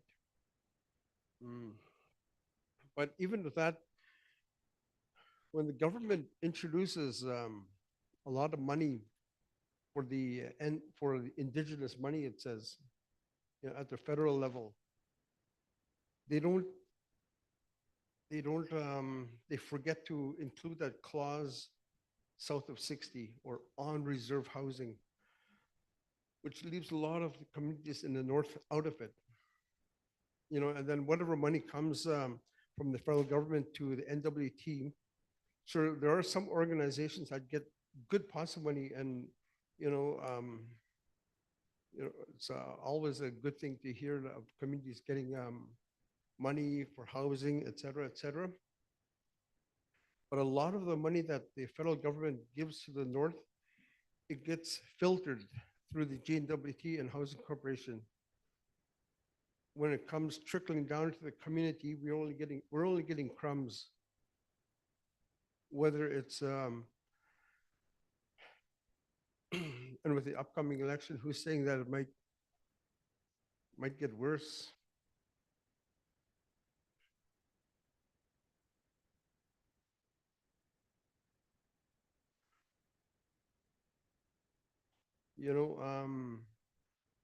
It's even in the Canada's Auditor General report.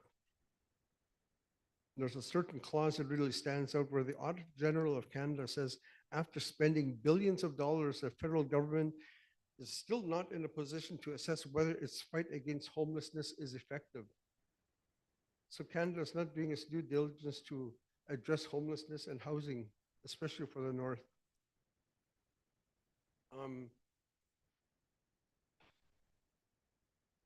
April, do you have word add on? Sorry. It's okay, Wilbert. Thank you, everyone. I just want to say when I was working, when I was first elected as chief about 6 years ago, I didn't know about Dene, but they did present to us, if I would like to sit as a committee and represent the Northwest Territories when it came to Dene for housing and infrastructure. And what I found was that when I started advocating for more housing in the Northwest Territories, there was basically no funding for the North. So I went at the table with the national chief at the time and, presented that, we need more funding for the Northwest Territories. And so that's where my advocacy came in. I met with the ministers of housing. I met with the prime minister at the time and explained that there is no housing in the Northwest Territories, that we need more funding and allocation for funding directly to First Nations. And so with my advocate and the help of the Dene, we did get a couple of funding dollars that did flow through to some First Nations. But what happened was the GNWT was putting red tape for us to get to access housing funding dollars from the federal government and for infrastructure as well. And during that time, there was a lot of floods, there was fires, there was COVID-19. So a lot of things were put on hold because of those processes and because of the emergency evacuations in some of the communities.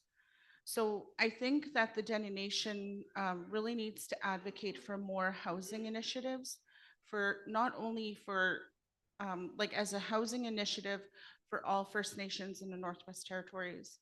And that's what we were kind of planning on doing, but things went a little different with the GNWT. So before I left office, I did write a letter to the Minister of Housing explaining why the GNWT was blocking access to me and Salt River First Nation. So Cutlo-Deche First Nation and Salt River are two reserves in the Northwest Territories. And under the Northwest Territories GNWT, under the devolution agreement, we were not eligible for federal housing dollars because of the devolution agreement. So I want the leaders to know that under this devolution agreement, when I had to get my negotiators involved in Salt River First Nation, we basically explained that devolution does not stop reserves from accessing federal funding dollars. So to date, I have the two chiefs right now that will be working together. The chief of Salt River First Nation, I did explain to her that, we need more advocacy for more federal funding dollars, not only for reserves, but for all First Nations and direct funding. So again, thank you, Wilbert, for bringing up the issue where GNWT does take, funding when it does access to First Nations. And I think what the Dene should do is come up with a housing initiative on direct funding access to First Nations. And that's basically where we are bringing in our advocacy to all the First Nations so that they can have direct funding to the federal government. So to date, I'm not sure where the initiative is, but we're currently working on that. And we do need the leaders' help in processing, advocating on behalf of the First Nations to access this funding directly to the First Nations for decent and better housing for our people. Last year, there was a new funding that was announced. It was called the NICHI funding. It was from the federal government of Canada. This NICHI funding went down to only certain First Nations and the Métis, but most of the First Nations in the Northwest Territories did not access this funding. And this is why I'm bringing out, the information to you, because some of the First Nations in the North did not access NICHI funding. So if Wilbert would like to start sharing that information with the First Nations on more affordable and more housing opportunities in the Northwest Territories, I think that would be very important. NICHI is one of them. 4 Pillars is another initiative because it gives you, traditional, more, information as traditional knowledge towards more housing adequacy for your people. It's not only about homelessness, it's about families owning homes and bringing them back to our communities. And this is what I've been advocating for the Northwest Territories, is to bring our people home for the north, from the north to the north. And I hope that the new leadership is working towards that initiative as well. So that's where I stood in as the advocate for the Northwest Territories. And I hope that we work together to bring more housing to the north and for our people and for our families that need to move home. That's why we were talking about child and family welfare, is that we want our children to come home. So that was my advocacy, and I hope that we work together on bringing our children home and bringing more homes to the communities of the Northwest Territories. Masicho.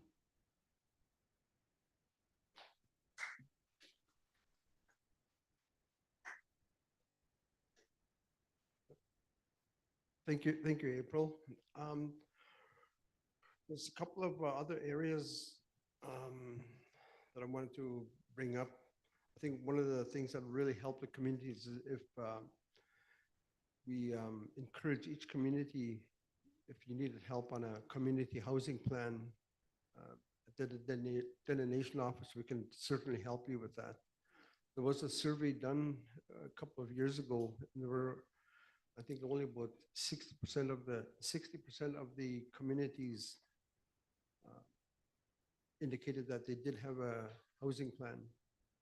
But our office is always open if any community needed help on that.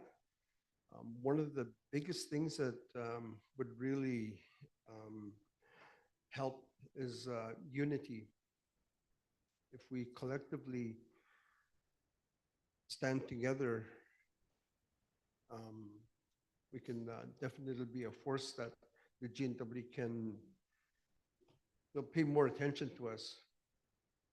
So if we work together, as one, it'll be quite a force for them they'll pay attention then, So I think one of the initiatives, maybe what we can do, we can rejuvenate, or else we can create a group or an agency, an expert advisor committee from this group.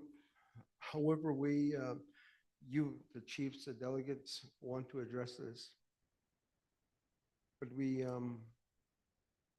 collectively, we can't be stagnant. We should be encouraged to move forward on this.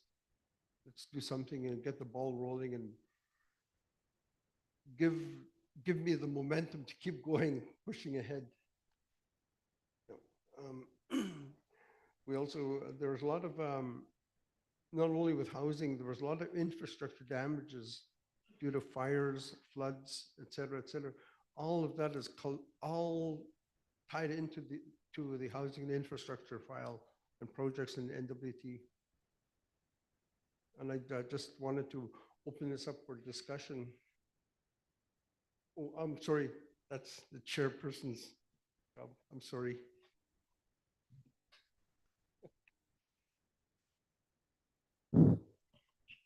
Mostly for your presentation. The floor is open now for discussion on the housing initiative. Continue, Dene Cadet. Masi, thank you. I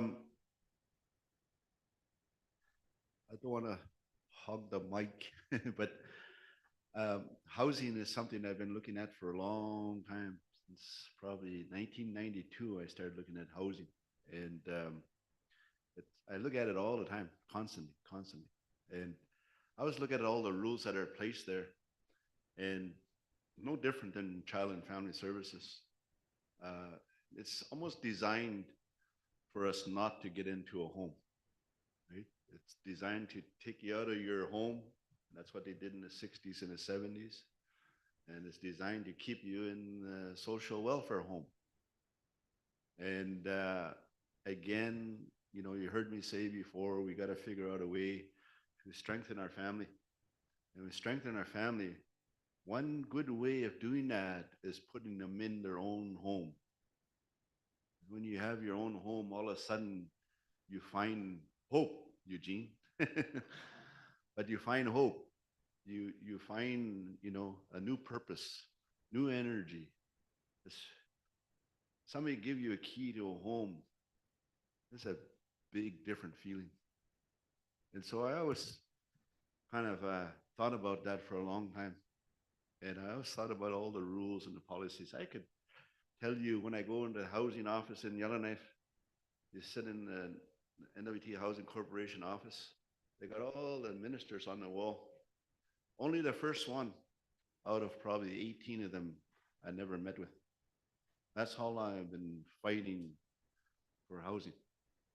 And fighting in a way to get people in their own home. Really simple. And you know, it's strange how we defend the social system. And it's almost like they don't want us to leave that system. So I'll go fast forward. When I finished negotiating self-government in 2016, I traveled all over the country on my own dime. I was like Wilbert. I thought to myself, how can we deal with homelessness? Personally, I said, well, I'll go tackle Yellowknife homelessness. I'll take a shot at it.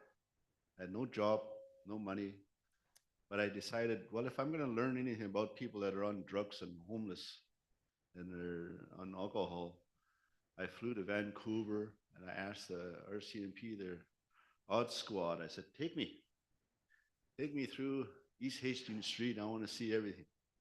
Take me in the alleys, take me into the buildings, whatever. I spent a whole day walking around in there. And man, I've seen lots.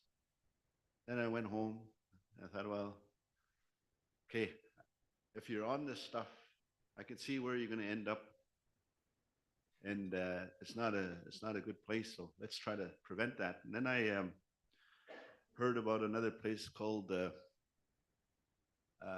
geez, I can't remember what it's called, but it's in Winnipeg by a fellow by the name of Sean Loney. And what he does is he trains people that are homeless how to simply string wires, how to do some plumbing, the basic stuff, but it gives you a certificate and you're ready to get hired. So the contractors would hire all his people because he was training them and certifying them all, not to the degree where they're electrician plumbers, but it was a step up. And I started thinking, okay, if you're going to deal with homelessness, it's one thing to put them in a building, but you got to give them something to do, right?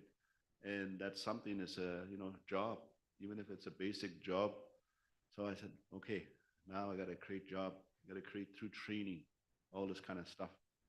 Then I went home and I said, well, what would be the next thing? Well, where do we start? Like, how do I get these people to come? And they're all our people. They're our families. They're all on the streets. And I started thinking, and then I thought, well, there's a place in Edmonton I want to check out, and it's called Ambrose House, and I mentioned it to you guys before. But Ambrose House started out with one program, and they literally convinced the Alberta government, let us take over the treatment program for you. And they gave it to them. But they did such a good job with it, they gave them another social program. They give them another program.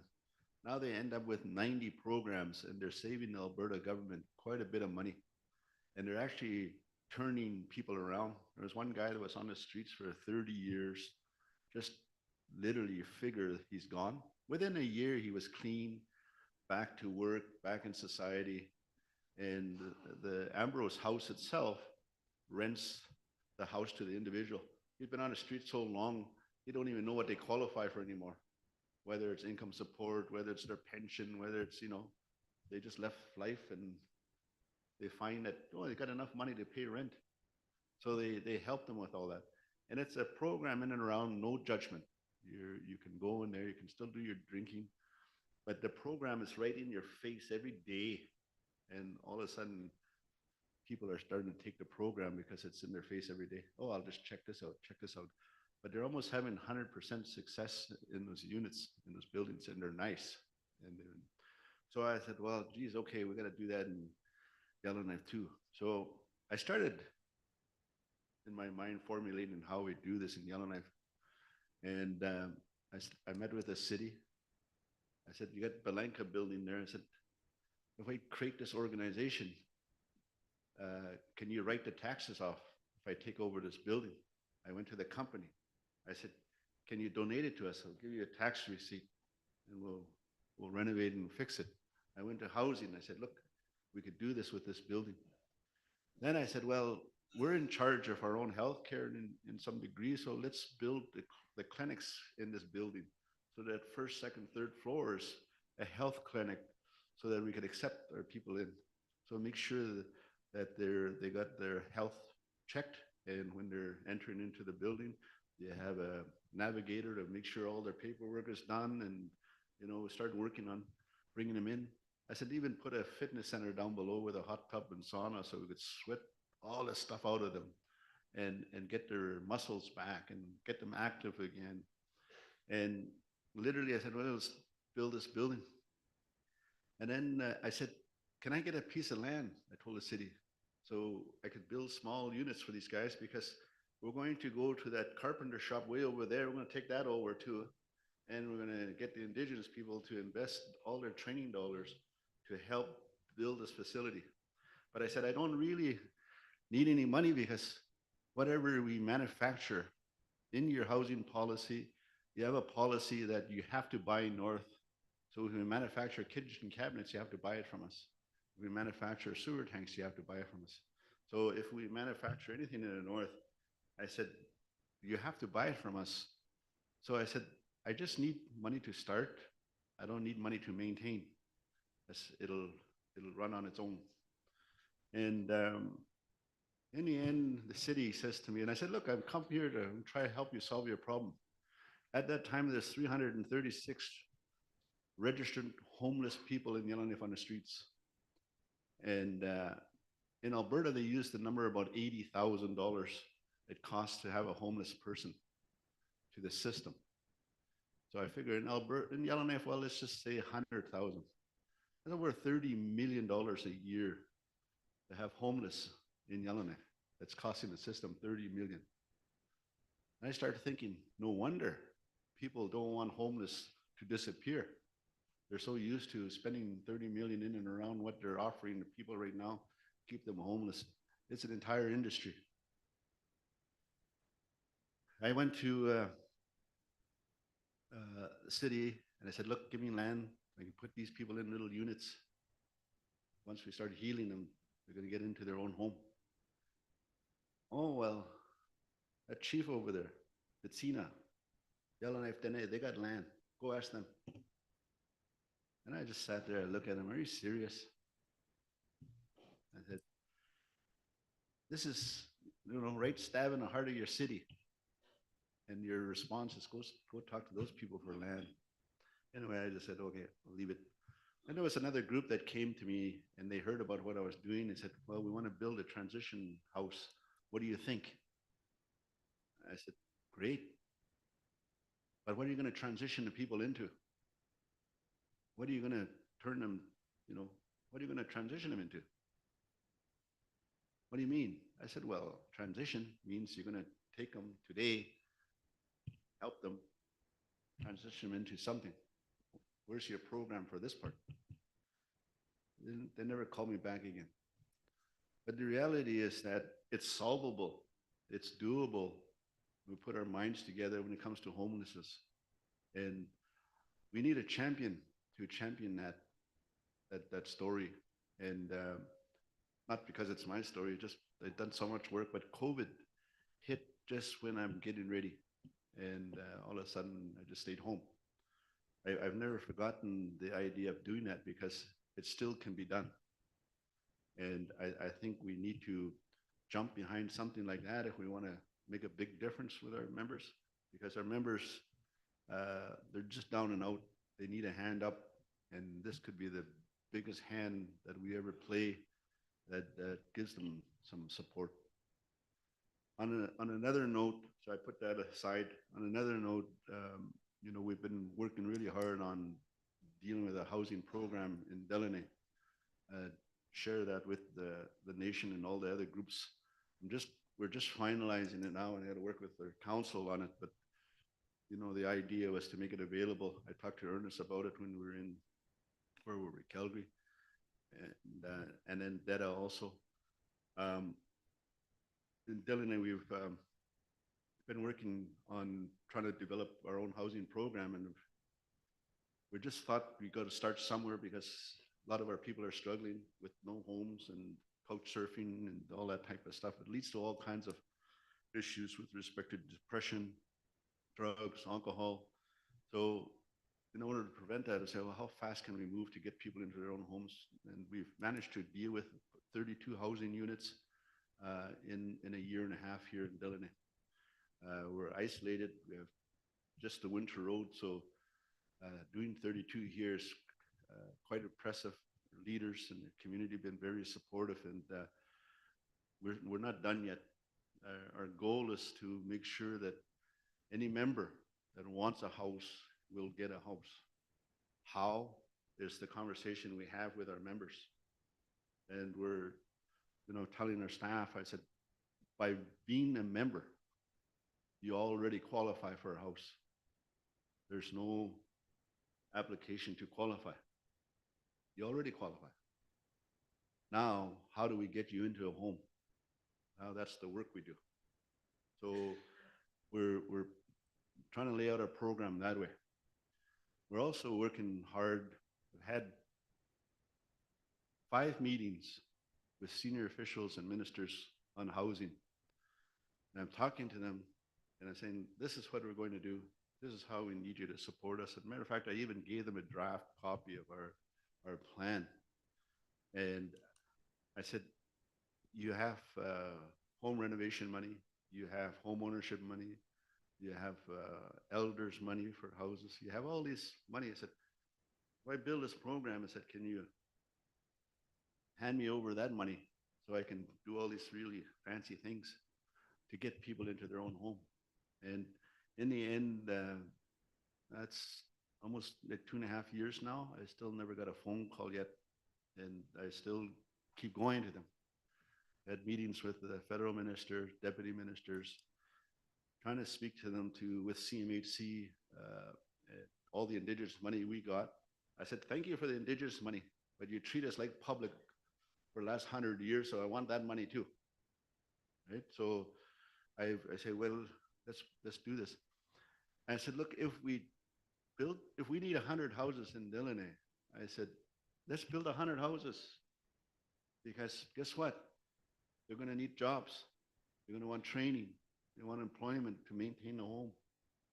And in the end, you'll see a shift, move away from social dependency to independence. I said, you'll save a lot of money because you won't need the jail no more. You won't need the court no more. You won't need social service anymore. You won't need income support anymore. But you got to work with us in order to achieve this. And I said, we could probably do it in, we did 32 in a year and a half, so we could probably do it in 5 years. Then I said, well, I can't keep bugging you for money, right? I can't keep going back to you and saying, oh, I need more money, need more money.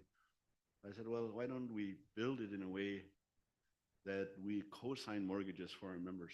Because a lot of them probably can afford their own home. And so I said, well, why don't we just build a fund? I'm not even going to spend the money. I'm just going to put it in there, and I'll guarantee your mortgages as we go along. But let's get CMHC involved in that, because they should be the ones guaranteeing the mortgages, not us. So, but if we build it, they'll come, right? So I started thinking about that, and we're talking to some groups about doing that. But the conversation has changed now because now I'm talking to banks about doing Liz's mortgage, and we'll back it up. Right? Now I told Yellowknife, I said, I'm back. I need a big piece of land. Why? I said, well, I got 300 members that live in Yellowknife. I said, I'm going to guarantee their mortgages, but I said, I want to develop the area. All the money's going to comes through the banks by lending it to our members. And I said, we're going to build an area that call it Deline gated community. And we can build their own clinics around that so that we're providing healthcare, medicine to our own people. And so it becomes a real nice, peaceful area that people want to live in. And I said, guess what? In doing that, I can build 100 homes, and I still never spent $1 yet. But we need governments to support the initiatives. And I said, told the city, if we do this, the New Valley will come, the Guchin will come, the Tincho will come, and the Decho will come. They'll start investing in Yellowknife for their members that live there. Because we always forget about our members that don't live in the community. And here's a real big opportunity to change that. So I'm 3 weeks, 4 weeks away. I finished the writing. I've been writing for a year and a half. And the council has been very supportive, the Deline government. And the conversation just keeps getting bigger because all of a sudden we say, well, why don't we just get into the insurance business too? We're going to insure all our members' houses. Well, add your vehicle to it, your skidoo. Well, might as well throw your pensions in there too. Then you start being in the driver's seat. People start listening. Oh, how do we get part of that? But it starts getting you in control of your own life by simply dealing with your home. And then you start working towards strengthening our people, give them hope, get off social dependency. So I think in the end, there's still tons of work to do, lots for the Dene Nation to do. And when I finish that document and get approval from my council, and that point we'll give it to everybody.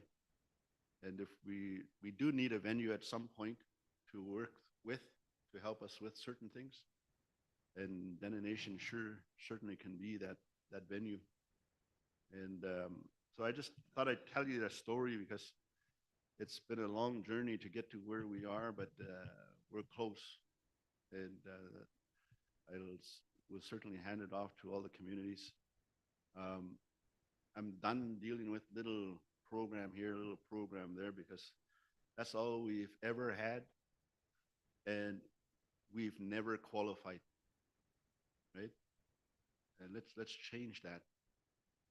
By virtue of being a member, you already qualify. We just got to figure out how to get you there. Merci.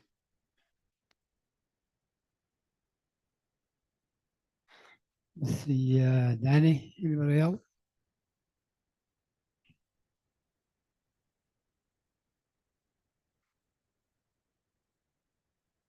Yeah, go ahead, Robert.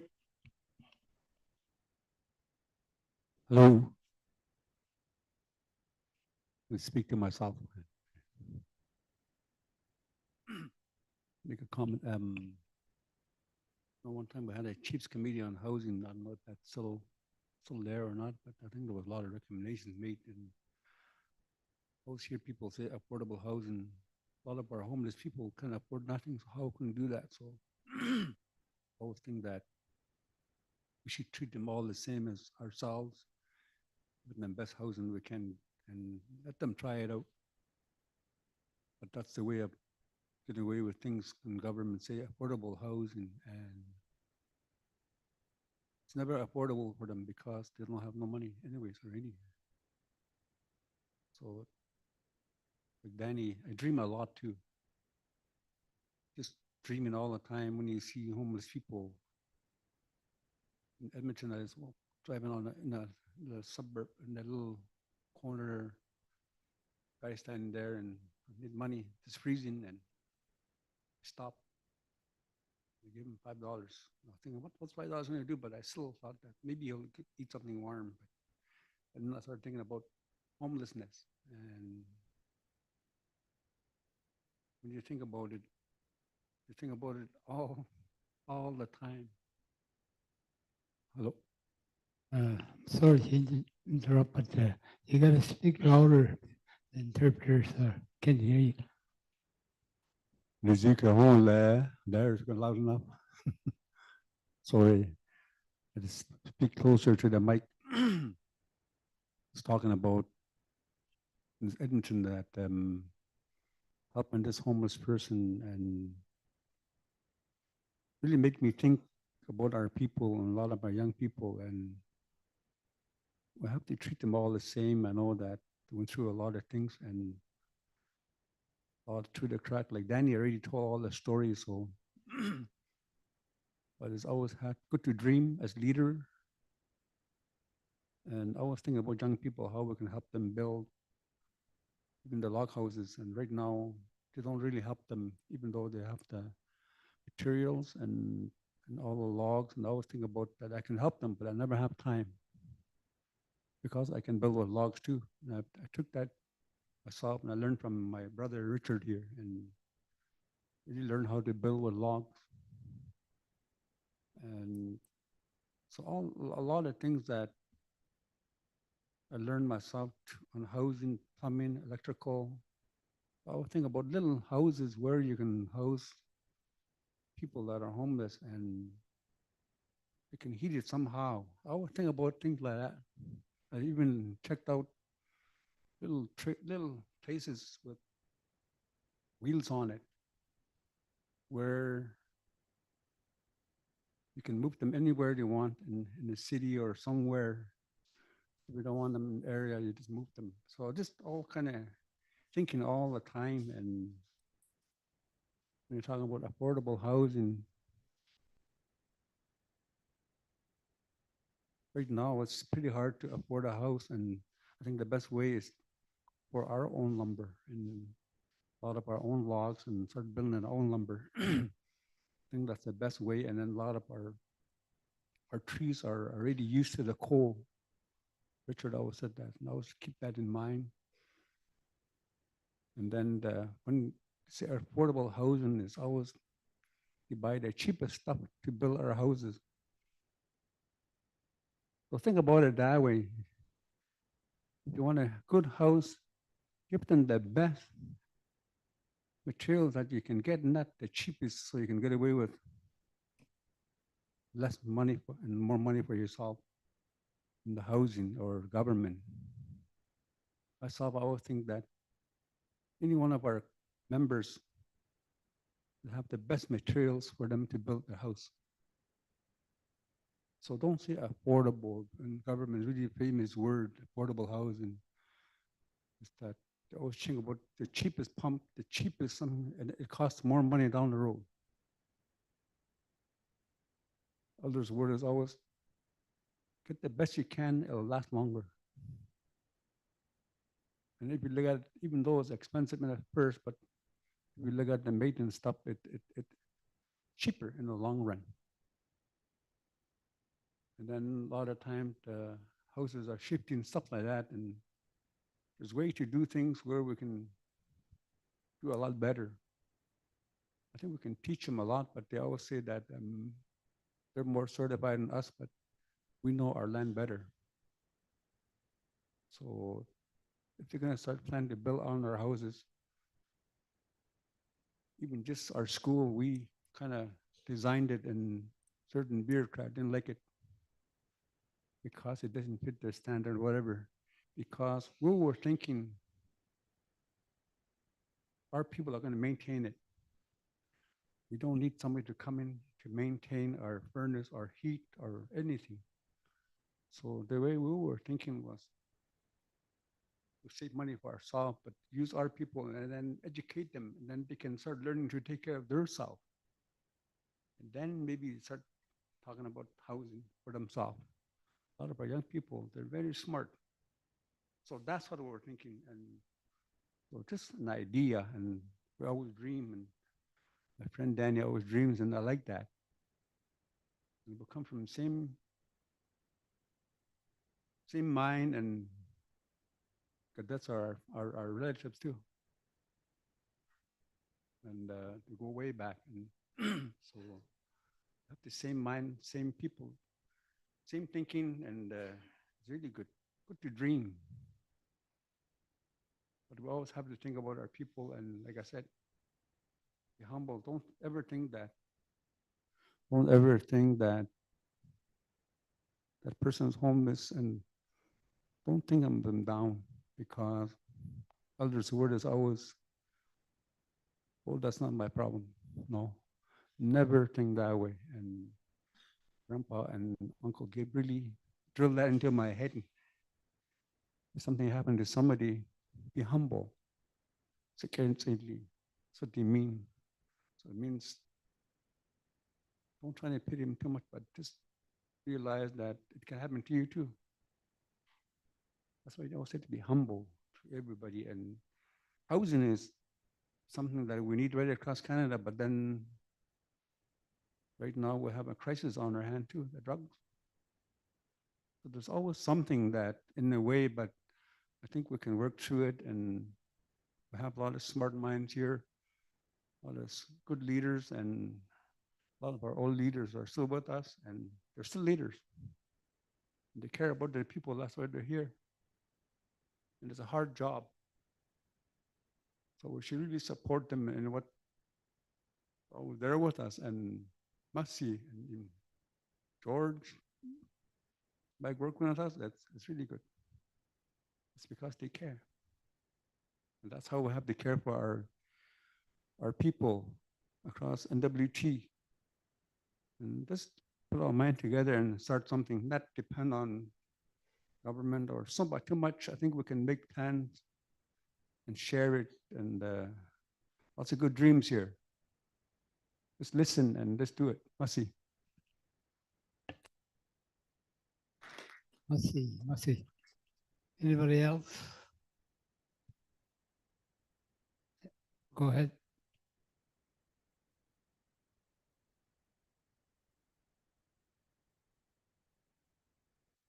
I just want to speak for a smaller community.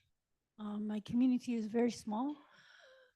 Just recently, we got a lot of money from housing. And on a community level, what we're doing is that we're planning a land plan, and there's going to be units coming into our community. But there's still a lot of planning. For a small community, it has its difficulties, but at the end, we know we could do it. Nothing's impossible. Well, all the leadership around here, like my dad once said, if you have something in mind, get it done. That's the way the elders thought. And my dad still thinks like that, and he's 89 years old. So everything I bring to him, he says, well, get it done. Don't talk about it. Let's do this. Okay, Masi. Masi Lorraine. Anybody else? Casey? Masi, thank you.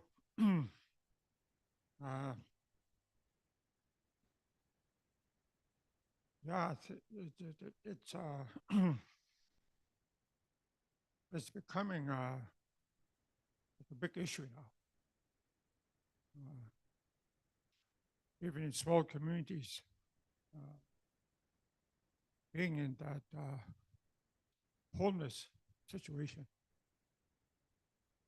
Just kind of wondering how we got to be in that state, how we came to be that way.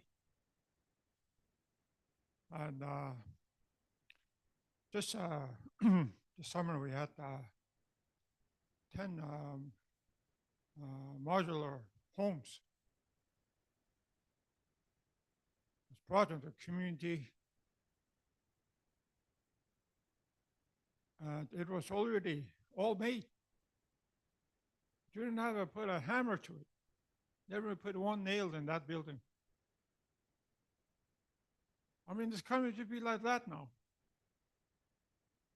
I mean, how did we get in that state?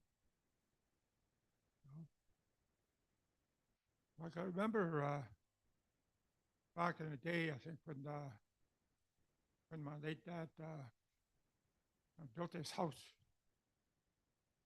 Said there was about five of them that built that house. You know, that was the way it was. They helped each other, you know, to make a home. You know, like we don't do that no more. Like what happened? I think we're starting to be more consumers, kind of thing. Buying stuff already made. Sometimes it don't even last. That's true. What Grand Chief was saying. Most of those homes don't last very long. They're made down south. They're not made for the north. But yeah, when we made our house,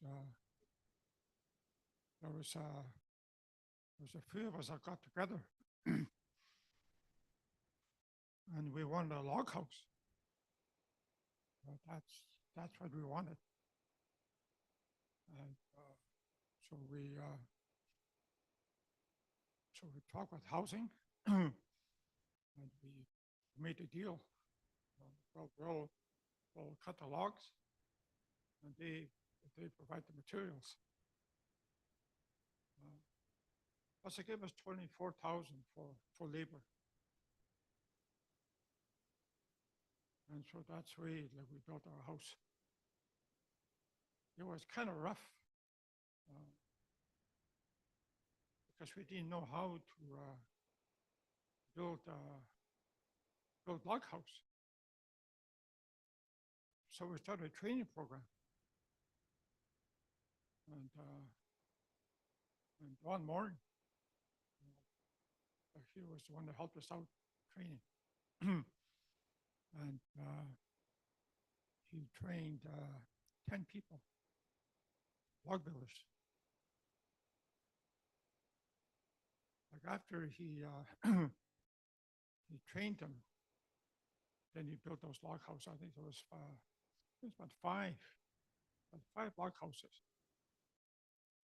and you can actually see from the first house how it was made till the last one. The last house the log builders made, it was just like professionally done. You know? And they built a band office, and they built a school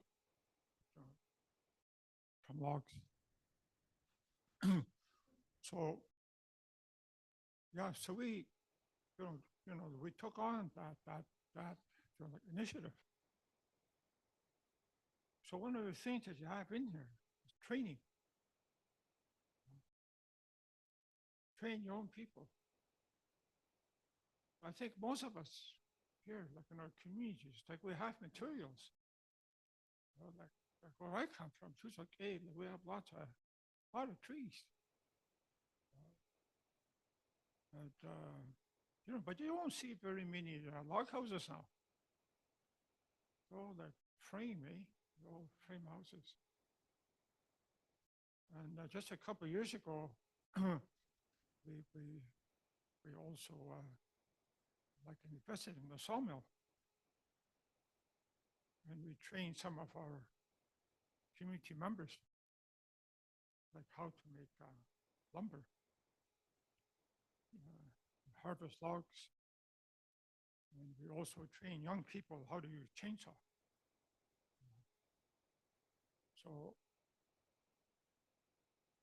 So the I think the lot, the thing we lost, as I mentioned, the thing we've lost is how to be self-sufficient. Because that's the way we were. We were very self-sufficient people.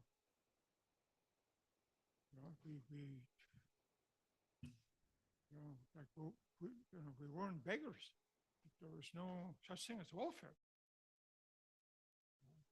We all help each other. For me, like I have a really hard time, like begging for money and stuff, like I have really hard time doing that. Like what that lady said over there, you want to do something, go ahead and do it. But that's where our people were. Something is broken, they go and fix it. They don't complain about it, swear or curse or anything. Just go ahead and fix it. Do it. So I think, we have to get back on track. And, look at what we have. Look at what we have in our community. And how we can use that for our benefit. For me, like log houses, build a log house is good. And I think the only reason that it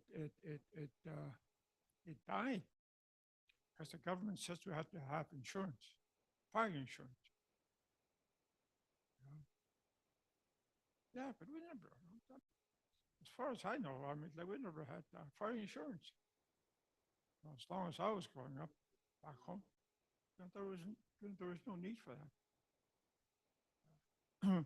So I think sometimes, we really have to, do the things that we're supposed to do. The way that our forefathers, ancestors, like the way they did things. We have to get back to that.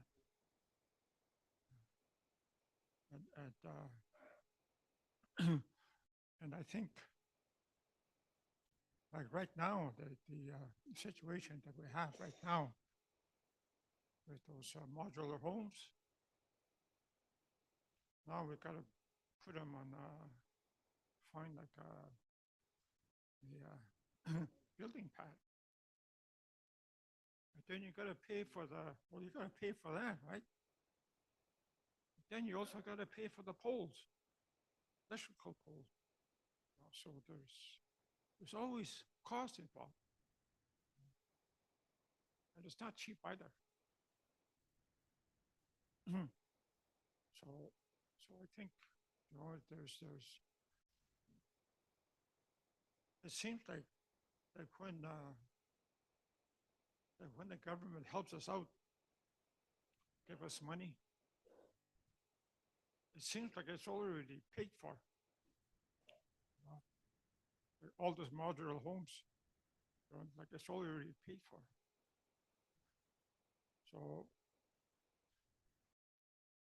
So for me, it's we need. I'm sorry. Geez, I gotta repeat myself all over again. No? Oh, okay. I'll just keep going then. Yeah. So like I think you need community input. You need help from your members. Of how you can do this. So I think there's a process. Like when things are not working, you call a community, you call for a community meeting, and from there, people will start talking, and yeah, you're going to get some good ideas on that. So once again, this is a big issue, but I think the way to do it is just You gotta be self-sufficient. It's your own. Don't say that. God give us a good land. Give us good area. And give us everything that we need to be self-sufficient. I think that's really cool. Masicho. The JC, I think people are getting kind of tired. It's been a long day, so I think we should call it a day and start it tomorrow at 9. Yeah, okay. It's okay with everybody? Yeah, and supper will be coming in a few minutes, I think. Let's see. Oh, yeah, drum dance tonight at the Cultural Center. Let's see.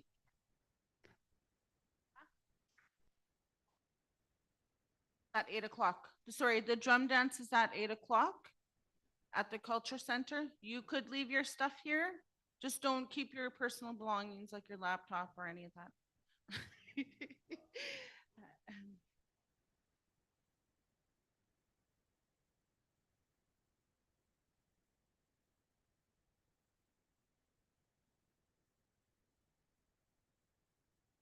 I get someone to close in prayer?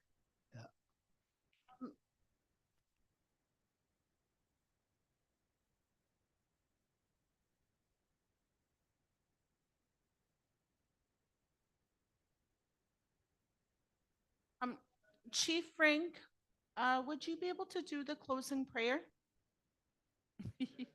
Closing prayer. Must see, Chief.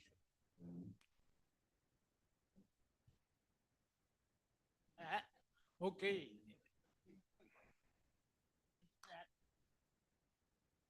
I must say, all the tables I've been at with Deline, there was a lot of elders that time, and they always started with a prayer, and they always finished with a prayer at the end of the day. So it's good. I'm thankful that you asked me to do prayer for you guys. Me, I pray the way I pray, and you guys pray the way you pray, okay? So we'll start with our Father. Our Father, who art in heaven, hallowed be thy name. Thy kingdom come, thy will be done on earth as it is in heaven. Give us this day our daily bread, and forgive us our trespasses, as we forgive those who trespass against us. And lead us not into temptation, but deliver us from evil. Amen.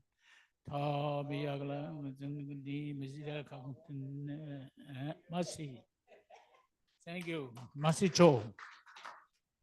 Masicho, everyone. Again, supper will be served here, and then the drum dance is at 8 o'clock at the Culture Center. The supper is here. Yes.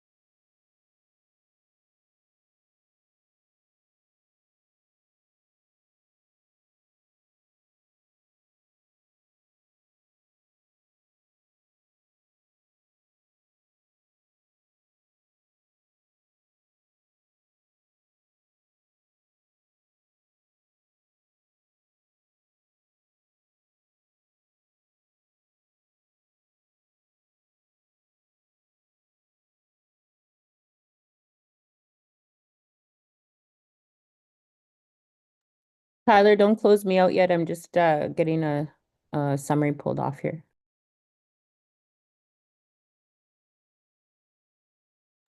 No problem. Thank you.